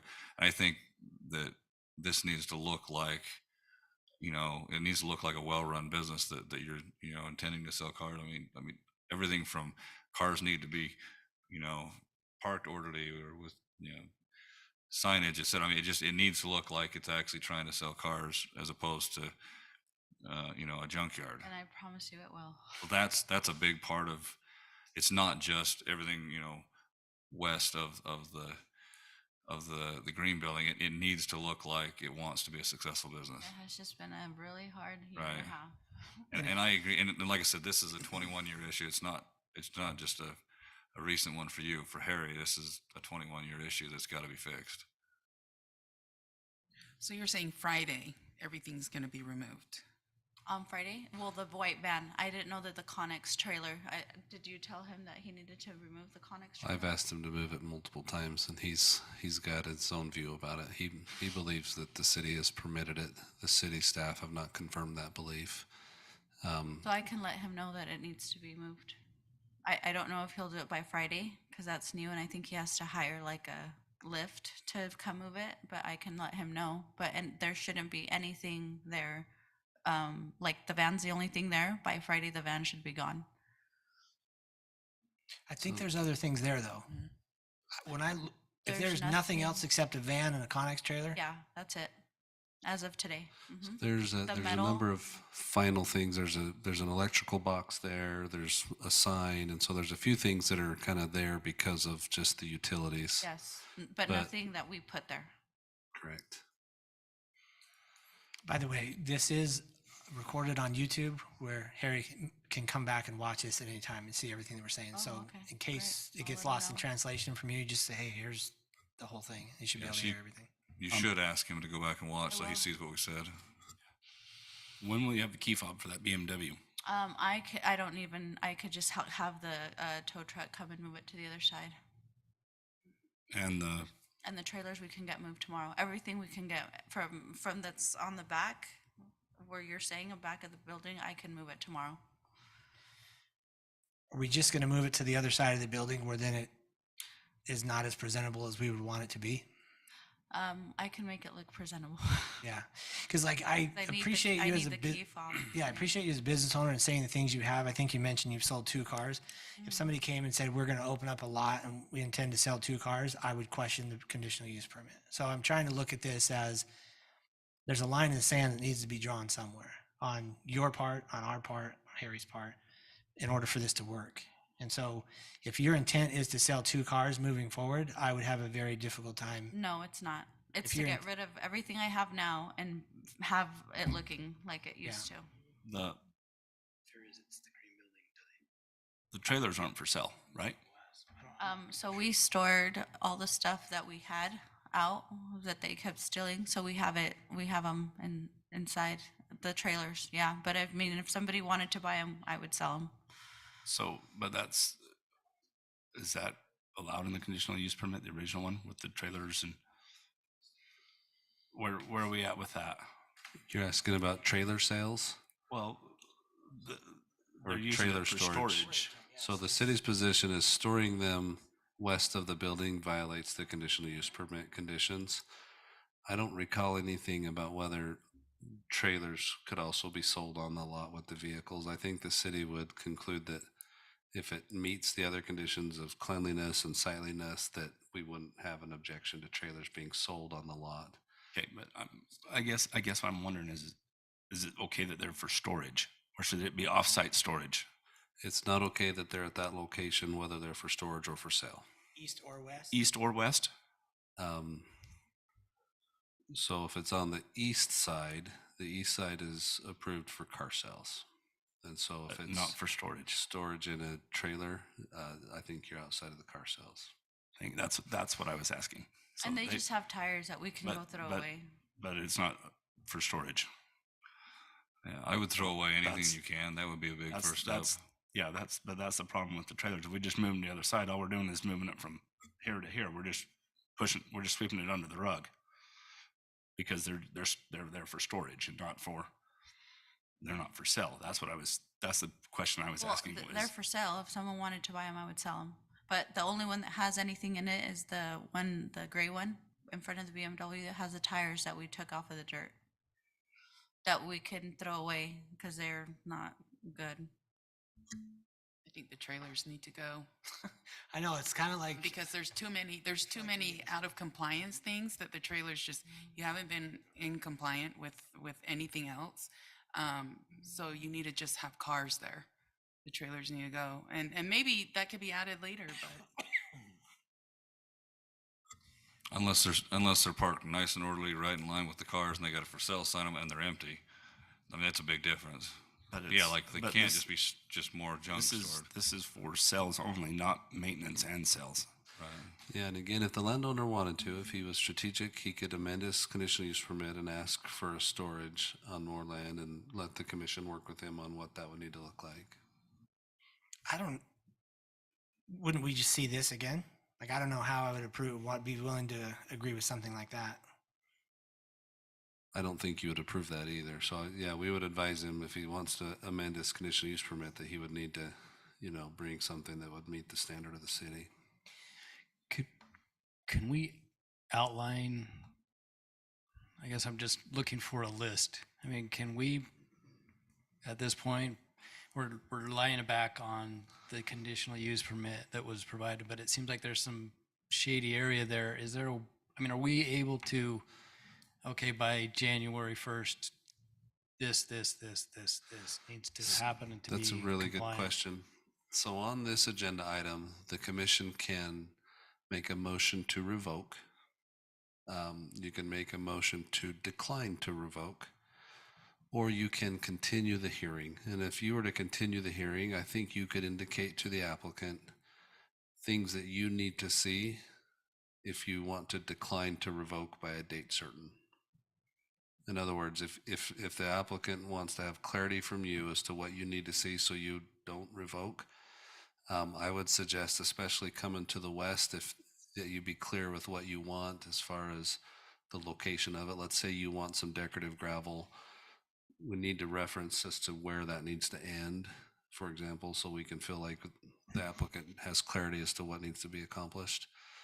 It looks like the concrete really goes from curb to fence at that location. And so, yeah, you would just need to, if there's conditions that you list, which you can, be as precise as you can so we can locate and verify that those are met. My question, by us doing that on those other parcels that are not part of that CUP, is it all one unit, or they're just separate and they just haven't bothered to combine it as one lot? The city's belief is it's the one use that has expanded onto the landowner's other lots. So the city's belief is that what we've seen there is related to It's being used as that whole lot. as an auto dealership. And again, that's why we've invited him to come in and amend his conditional use permit. His challenge is he knows that if he does that, he's going to face the same message he's facing tonight. And it's pretty obvious that the other sections that he owned are being used for the car dealership. You've poured a concrete slab there. You're washing cars. Even though some of that stuff's his, you've still encroached onto that other property using it as part of that conditional use permit for that building. Correct? Yes, and we haven't found that it's an encroached. Both Ethel and Harry have told us that was planned. So it wasn't, she didn't build that against his wishes. It was part of the plan, and that's what she built. Right. No, he was But okay with it. But it's left the boundary of the initial. Left the boundary of the conditional parcel. use permit. So at this point, it's operating without a conditional use permit. What if Right. can we deny a conditional use permit and have a brand new one come in that represents all of the parcels, and we have the ability to start over, essentially? So if you revoke tonight, the ordinance allows for reinstatement, and then to reinstate it would need to meet your conditions. You'd have to find that it met those. If you revoked it, she could always apply for another, and then she'd have to deal with your expectations on the new one. An interesting thing, so let's say that Thad owned one of those parcels to the west, and it's got no conditional use permit, it's just raw land that I happen to own at that location. It would be the city's nuisance code that would dictate what I could put there and where, or the building code that would dictate whether I could put a metal container there. And so I could probably park let's say an ATV trailer there, as long as it didn't reach the element of nuisance. And so there are uses that can happen on that surface, but the reason why this one is here is it was specifically a conditional use permit within a commercial zone to operate that dealership, and that's why our whole discussion is framed by those original conditions that were imposed. Ethel, so let's assume that we've got everything gone, from past the green building, right? The Connex, the white car, it's just completely blank. Have you or Harry ever talked about wanting to expand the car dealership and use that land? And I've talked to Drew before, and he said, I think you told me I would pour cement, I think, and I can only park cars there to show, but I can't really sell on that side or something like that. Oh, you can do it. We've always said that, but I wouldn't let you build a building under here because these wires that people can see, those really faint white lines, are power. And so you can't add any buildings. That's one of my issues I have with the Connex. I think it was brought in, you can't have any structures underneath those power lines, but you could put cars, and we've talked about you expanding just, for show. She could drive cars and put a surface on there. So That'd you could- actually so be you the could, best like, use for those properties because, you already have a building that's grandfathered in, the sales office, and underneath these power lines, that's about all you can do. You can't have any structures or anything brought in because those are some pretty good sized power lines. So And that is my goal, to put concrete on that side, and put cars there.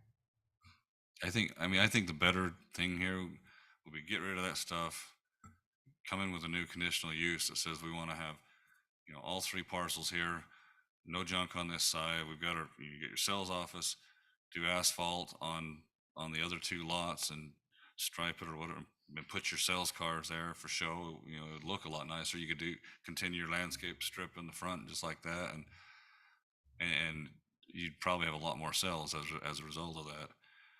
But I almost wonder if, like you were saying, if a new conditional use is the better way to do it, because I think this is 21 years old and we haven't ever brought into compliance. I don't know. or an amended one if Or an you if amended the conditional use, yeah. expansion, if that's the talk, and if you're capable in place to look at doing that, that's what I do, is just come in and update the one, then we can clean up all this stuff as part of that. Now, I don't know what the time frame is for you or for the process. That's I guess the monkey, before- elephant question. But before any of that happens, this needs to be fixed, or else it needs to be revoked. Plain and simple. All that stuff needs to be gone and out of there, or we revoke it, and then we can amend it later. Because if we give them time to get it and do it, then we're going back the same way we just read through back from 01 and 09. And it doesn't take that long to submit an amended conditional use permit application. You'd need to get some of your details lined out. You'd need to make some decisions about what you're going to ask for. But yeah, they could submit an amended conditional use permit fairly quickly. Would get on the schedule to come before the commission, of course. But yeah, But we would probably require that all be done before that conditional use permit be amended. So what I'm saying though is get this cleaned up right now before we try amending anything else. Right, but again, how long do we, let's say it gets cleaned up and it gets done, how long do we allow this conditional use before we say we want something better, we want an amended conditional use here? I don't believe we can. Right, we can't make If them- she cleans it up, she's met what your Right, current that's what one I'm is. If it's cleaned up, then we don't need to worry about it. It's back into compliance with the conditional use permit. Now, if it starts getting stuff out here again and looking run down, then we have to go back through this process again. But no, like to put concrete on the other side, I have to come in and get an amendment, right? If you wanted to do asphalt on the other side like that, yeah, you just you'd apply to get an amend this conditional use to include the rest of that stuff and show it as one big, car lot. But it needs to be cleaned up before that happens. Yeah, it needs to be cleaned up, but we would definitely prefer to see it all as one, definitely. Isn't it, when we keep saying she needs to come in, isn't it he needs to come in? Yes. She Yes, doesn't. You don't. You don't. Well, as the business, she can come and apply for it. Just Harry has to sign as the owner saying he's okay with her applying for it on his property. Right. That's how the Who's CUP paying would for Who's work. gonna That's pay not- for it? That's not our problem. Well, that's up to them. That's up to you, but it has to be taken care of. What I want is this to be good for the city. And when I look at it, it's not good for the city. And when I look in, like, one of the things I wrote down, access to the driveway being blocked, now I understand why. It's because you've been going through what you'd mentioned earlier. I can't imagine in a million years why we would want a business that has their access blocked for any scenario if they're a business and for an extended period of time here in the city. I just want to throw that out there because we haven't talked about that yet, but Well, I block because they've stole cars off the lot. That's why I block it. so there's got to be, I I understand if it's blocked at night, that's totally acceptable. But when it's wondering why that business is never open, that's a different story. Or if it's blocked during the day, during business hours for an extended period of time, that's something I would expect you and anybody listening would agree with. Yeah, it's probably not a good idea for the city to have something like that as a business, as an operating for-profit business. It's an eyesore for us more than as a city than anything.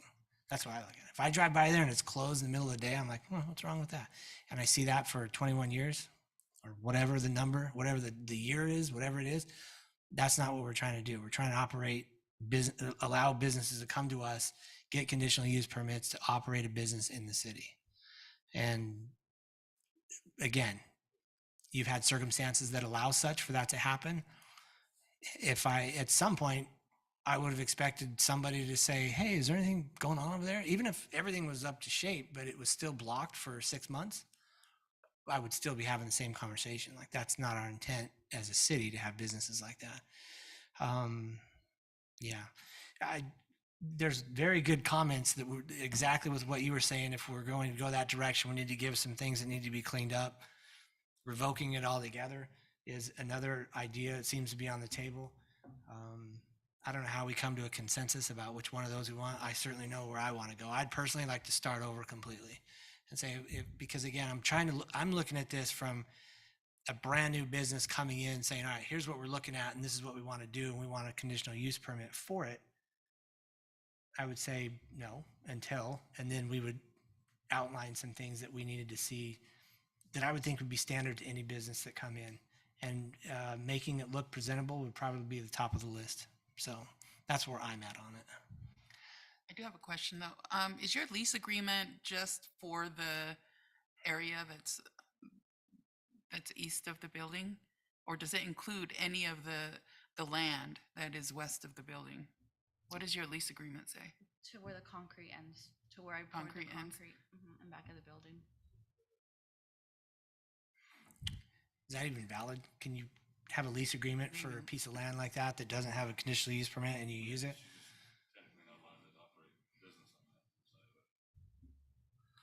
Man, this gets legal. It does. But Technically, if he's leasing her land that for operation of a car dealership that is outside of the conditional use permit parcel, it's outside of the use. Now, the concrete finish on the surface is definitely better than no finish. And so this is where your discretion becomes critical for the citizens in the city as to what you want or won't allow. So this is Commissioner Mitchell. When I look at the piece of property, I mean, this is a prime location for a really good car lot. So why not get there? I mean, Yeah. clean it up, make it presentable, and have a successful business and be beneficial to the city. I mean, I think the potential is there. I think it should be done. With a willing participant. I'm a willing participant. Yeah, and I think promise. it would benefit her to have it that way. I mean, she'll sell more cars. It'll be a more successful business if it looks like one. And right now, it's just an eyesore for not only the city, but it's affecting the profitability of the business as well. But it's not, you're a willing participant, but you don't own that other stuff that's on there because But you're I'm sorry, leasing what? it. I don't own. The cargo container, you don't own the cargo container. Oh, That's no. not your stuff. You're a willing participant, but all that stuff needs to be moved. It needs to be cleaned up. And he will move it if it's a problem. He'll move it. Well, it doesn't look like he will because it's been, Thad's asked him to and everything else for quite some time and it hasn't been done yet. So, I mean, I'm saying, That's why you have to have teeth. That's why I say we shut it down and say, all right, if you really want to do it, you come back and do it because you've given you 21 years. And I don't even care the reasoning. It hasn't happened. I don't know any other way to being part of the next 21. no, I agree with you. I mean, In some ways, it might seem harsh, but I mean, I feel like a business owner can have a successful business in a different location if they want to be a successful business owner, or have the owner of the property clean the place up so that it can be successful. and he's had plenty of opportunities to reach out to you and talk with you, Thad, before it got to this. Yes. He doesn't call me the day that he gets the letter. It takes a little while. The first time I met with him, he just happened to be on site when I showed up to photograph. And so we got to have a little ad hoc that lasted for about an hour. And then he's called me. All of my other interactions with him have been phone calls. He has an element of adversity in all of those conversations. You know, he's got his things to say about the city that, you know, you guys have heard a lot of over your tenure, you know, folks that just don't like the way it went or the way the process went. So he has viewpoints that I'm not here to represent or advocate, but he'll just share that he has those viewpoints. But he's local. He lives here. He also, this is the second time he's mentioned an illness. The first time I wasn't able to meet with him, there was an illness or maybe it was a death. I don't remember what it was, Ethel. There was something in the family that was the reason that we weren't able to meet or he wasn't get hold of me. The Cole Mayhew, the prior operator, is his son, who is an attorney in another state, and he told me that his son would be contacting my office to talk it through, and that never happened. And so he hasn't exactly been running down to City Hall to try and clean it up. I'll just put it that way. It's a good general approach. Is he hasn't been down here trying to, find out what he needs to do to keep his conditional use permit. Well, I think he did. He moved everything except for the white van and the Connex trailer, which wasn't he didn't know that he needed to move that. He's always disagreed with me on the Connex trailer. That's why it would have been very helpful for him to be here. That's why I keep saying that. And I understand if he has COVID and whatever else he has. It's this commission that gets to hear this hearing.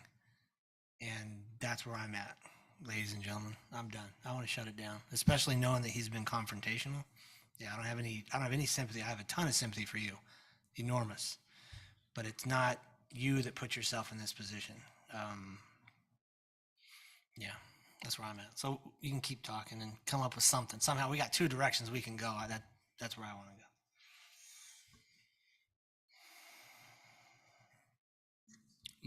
My opinion is August 22nd is when you give him the letter.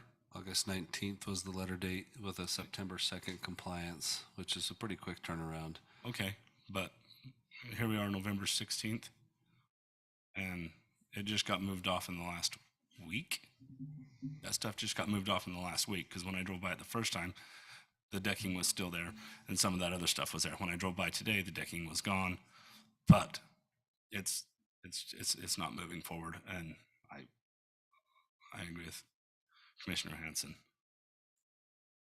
My only, I guess, glimmer of hope is Harry has never told me he's willing to move it. Ethel seems to have had a conversation where he is willing. So if you could leverage Ethel's willing participant role to get him to move that. He did say that this afternoon. If that's Yeah, a if he's problem, willing I to can move it, that might be a reason to see if. So here's Ethel. This is going to be hard to swallow, possibly. I don't know. A lot of people tell me I'm a jerk and I'm whatever. I get nasty things thrown at me up here all the time. I'm definitely not the smartest guy in the room. We've established that.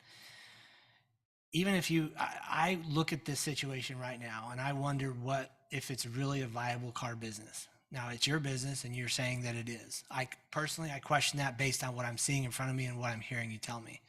That if you've sold 2 cars, I almost want to ask you because you took over in 2017. You had to have sold more than 2 cars from then. So I think that might have been a misunderstanding of the question. Do you have average number of cars you sell in a month? We used to sell 30. 30. And how long ago was that? A year and a half ago. Okay, so it's possible, and that's the expectation, right? I'm wondering, because I'm really not trying to get up here and be this adversarial individual in your case. It's more directed to the person that put you here. So I'm trying to, if you sat in my shoes and you looked at what we're looking at, I'm curious of what you would think. Would you think different than the way that some of us are comments, or are you seeing it completely from your side, not able to see from what we're coming from? I want to just ask you that. I know that Harry has a lot of health issues, but he's been super helpful in my situation. You know, he has waived rent. He has done everything he could to help me. So I'm very grateful for him. Yeah, he's a little on his ways, set on his ways, but I know that he is willing to do whatever it takes to keep me in business. I want to do whatever it takes to keep you in business, but you're operating a business with an individual who is not as willing as you might believe that he is, based on 21 years of documented experience, including this evening where he didn't come. So if anything, I want to believe you. And I maybe, let me ask this question. Maybe the commissioners can answer this. For me, and this is, I'm the chairman, so I seem like I get to talk whatever I want, and that's not the case. I'm more interested in hearing from them. How do I formulate this to help Ethel? I don't have any sympathy for the individual that owns these properties based on what I'm hearing, what I know, and what I've been able to read going back 21 years. If I have empathy for Ethel and I want to help her operate a functional business here in the city, I need help getting there. And I don't know how to do that because it's not Ethel and the commissioners doing this. There's a party involved that is not as willing to come to the table based on the experience that we've seen. So all I can go on is what I have. All I can go on are the facts. I want to help you. I'm not trying to shut you down. And I agree. If there was an ability to move this out a period of time that you could somehow weather through and then come out of the gate with a better situation, I would think you would do 30 cars a month again. Like you said, you would have a better situation. You would have better availability to have frontage to the freeway where people are seeing your cars and whatever it is, however you wanted to do it. It puts you in a better position to be the business that you know you can be that I don't see. I don't see it based on the factual information that we have here.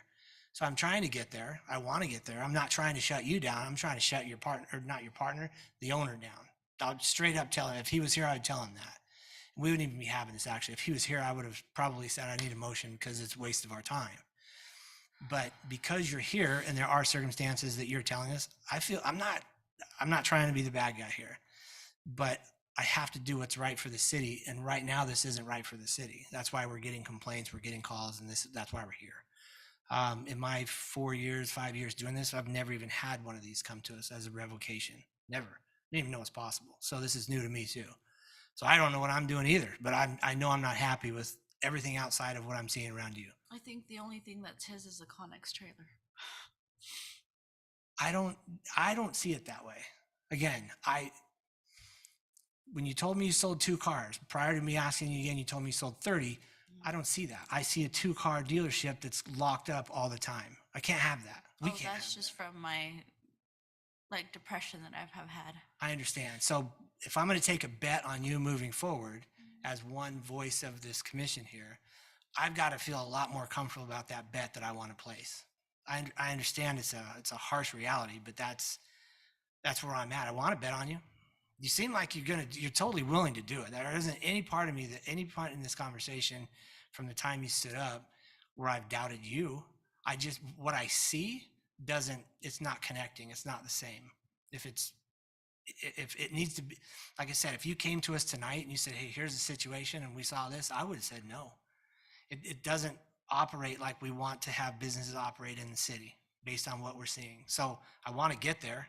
I'm one of multiple people up here that have to grant that or deny that. So I feel you. I feel your pain. Trust me. I feel terrible. I'm going to drive home and tell my wife, this is ridiculous what happened tonight. We had to deal with this. I want to say this, commissioners, because it reminds me of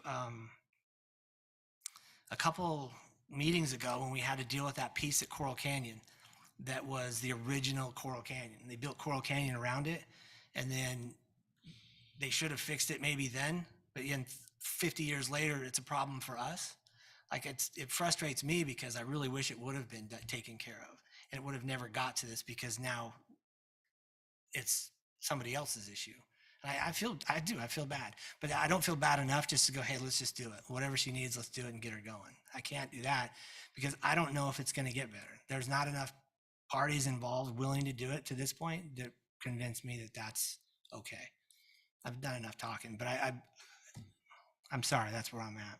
Chairman, I do have one more tidbit of personal information on the issue of 2-car sales. So in my prior role as the city judge, Ethel did come before the court far more times than 2-car sales, as she was all in small claims actions collecting on contracts related to sales. So yeah, it was my experience then that it was a bustling car dealership at that time.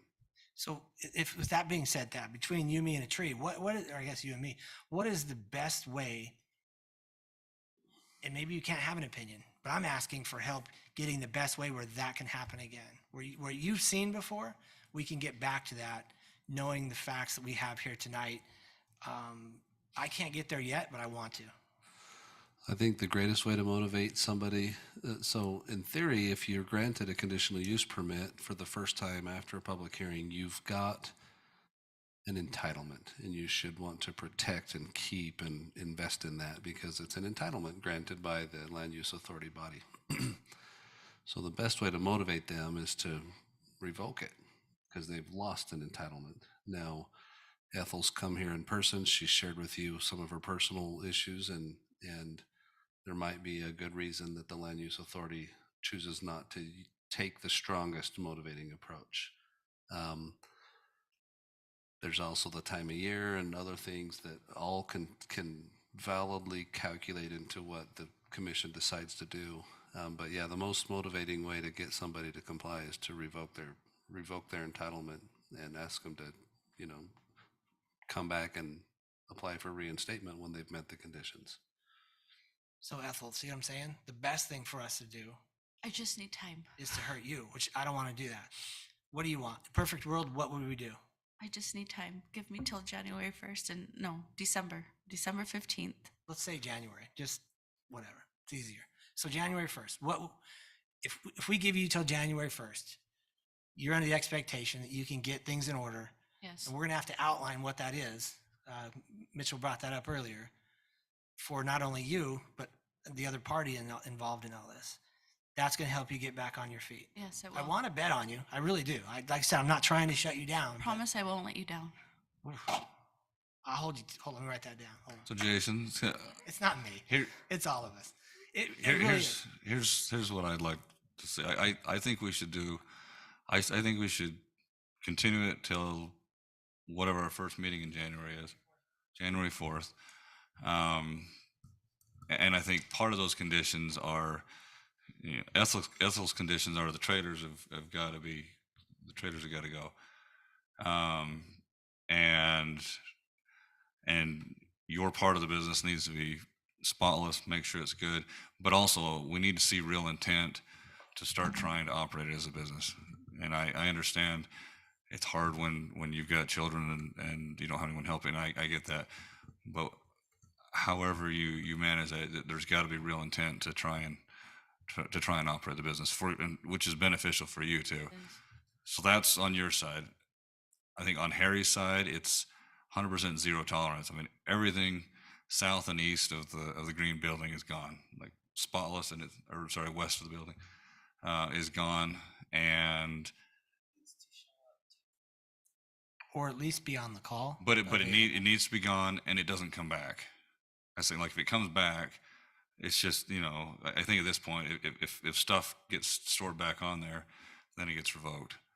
And I think that's where we start.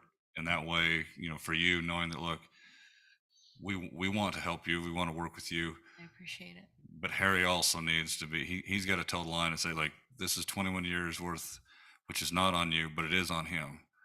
And it's zero tolerance as of January 4th, which can be done. I mean, it can be cleaned up and done. And then, he just doesn't have to, as long as he doesn't put any more stuff on there, he's fine. But on your side, part of getting a conditional use revoked, it can also be revoked if you're not operating your business for a period of a year, right? So you need to be actively pursuing your business for your good and for the good of the community. So that I would make a motion that we continue it with those conditions.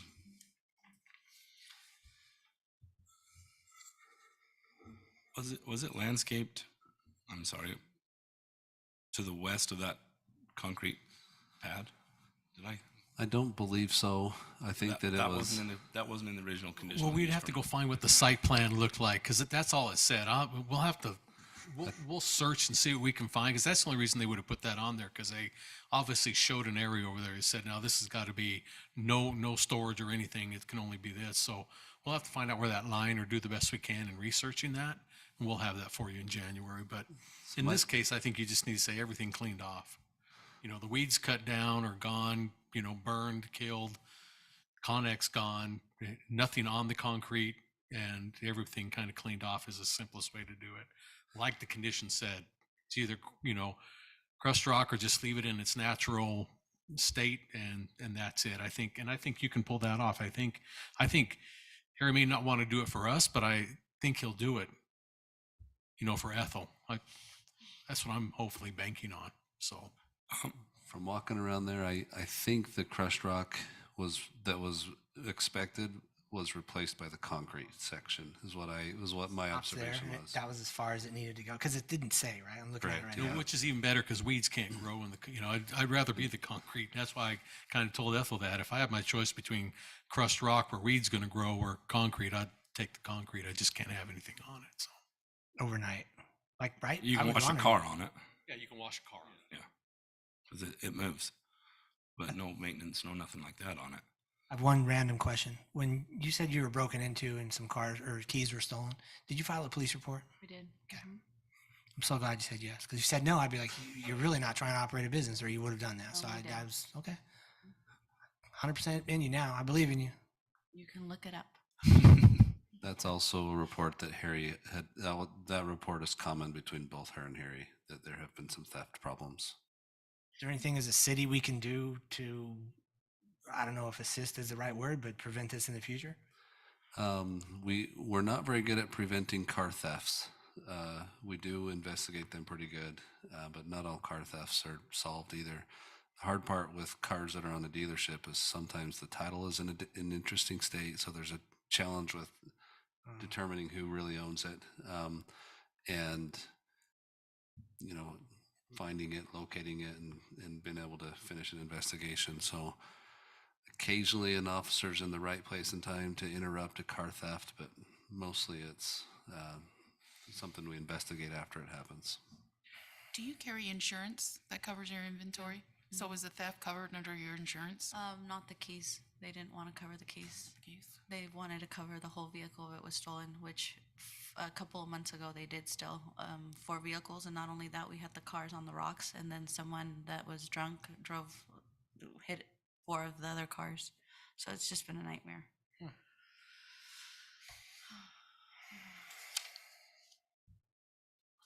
I guess you have a motion though, right? Yes, did does I hear anyone want to okay? second my motion? Didn't want to forget that. Yeah.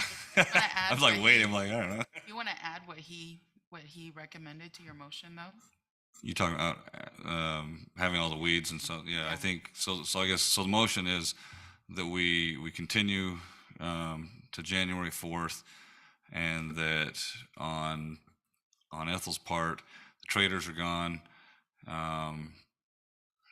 The lot is tidied up, cleaned up. We have real intent of operating the business. On Harry's part, and on your part, I guess, nothing to the south and west of the green building at all, including, cut down the weeds, clean it up. Even if it is just bare land, at least make it look, presentable. So it's not a nuisance, to the city. And with those items, everything south and west of the green building, that it's a hard, fast, zero tolerance as of January 4th.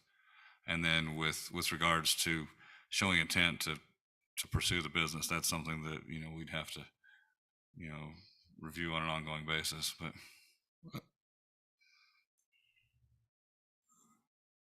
anyway, that's my motion. Yes, the Connex has to be removed. Everything 100% south and west of the green building before we convene on January 4th. And we're not supposed to. Oh. This is Commissioner Bullock, I second that.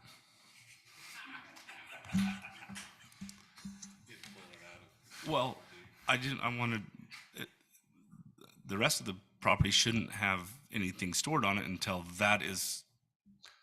until the conditional use permit is amended, but I figured we would Yeah, there's a bite off couple that of one on the next meeting. couple of lingering issues, and I don't want to add them to the motion that's Right. got a That's fine. second now, but Ethel, you and Harry could apply for an amended conditional use permit next week, for example, right? There's nothing that's happening here tonight stops you from engaging the city's process to come and expand and improve it. That process would eventually get you on a council agenda, maybe by the 4th date. I don't know. We'd have to look at agenda or schedules and all of that. So nothing stops you from being proactive on that side. And nothing changes the fact that right now it looks like the concrete is off of the original conditional use permit parcel. This city council hasn't employed compliance officers to go around and check this stuff. And so a lot of times we find this by complaint. It's been my experience in this role that if things are clean and looking good, we don't get any complaints, and you're probably going to be fine, right? But if things aren't, you're probably going to have another hearing. If it doesn't stay crisp and clean, that's an issue that still exists that hasn't been resolved tonight. So I guess, so this, Commissioner Anderson, this is more formality. Part of the motion is, with it being zero tolerance policy as far as things south and west, that includes things being put on the land at a later date. If it's, put on the land at a later date, then we'll revoke the conditional use permit. It's got to be cleaned off and stay clean. Unless we get the thing. Unless that you says amend it and you that we include it pour as part of your concrete. conditional, yes. Okay. I think if I'm hearing right, we'd love to see you guys do it. It would help you tremendously, I think. So, all right. I've got a first by Commissioner Anderson. I've got a second by Commissioner Bullock for a continuance to the meeting January 4th. Individual voting, Commissioner Mitchell, Aye. Anderson, Aye. Tupou, Aye. Bullock. Aye. I'm Hanson. I'm an aye as well. So that motion passes. We'll continue that until then. One of the things I was going to add is you're very familiar with, obviously, the players in the room that work for the city. I would be really disappointed if we got to our next meeting and nobody's reached out to them. So any questions or comments or help or anything you need, there are people in this room that their faces, their voices, you've probably talked to them before, that I encourage you to reach out to get exactly, because I don't want it to come back to the next meeting and it's like, well, I wasn't really sure, or he wasn't sure. If anybody's, and again, I'm expecting he's going to watch this meeting. If anybody has any questions, they know exactly who to contact. And if there's any lapse in that, I think that's a clear indication that there's not a willingness that's 100%. So just know that they're here to help you, and like we are too. I mean, I don't know, I'll give you my cell phone. I'm betting on you now, so let's do this. I But, appreciate it. I won't let you down, I promise. Thanks for coming. I guess I can only speak for myself, but I really don't want you to think that I'm against you. I certainly don't think any of us are. There's just, it's bigger than you, I guess, is another way to look at it, that we're trying to find all parties involved. So That's the one. I mean, really talk to Harry. I mean, we are 100% betting on the fact that you can sway him more than Thad was able to sway him. So, I mean, and he really needs to get after this and get doing it. Not like what we don't want to have happen is January 4th we come here and it's like, well, some of it got done, but not quite, and we need a little more time. I mean, it's got to get done. I mean, we're really, really trying to help you, but it does will, have I to be done. promise. So. I appreciate it. thank you. Thanks for coming. Is there anything else, commissioners, that needs to be, or staff that needs to be brought before the body at this time? I'll look for a motion to adjourn the meeting. This is Commissioner Mitchell. I make a motion to close the meeting. This is Commissioner Tupou. I second that. I've got a first and second, all in favor. Aye. Meeting is adjourned. Thank you all for coming. Appreciate it.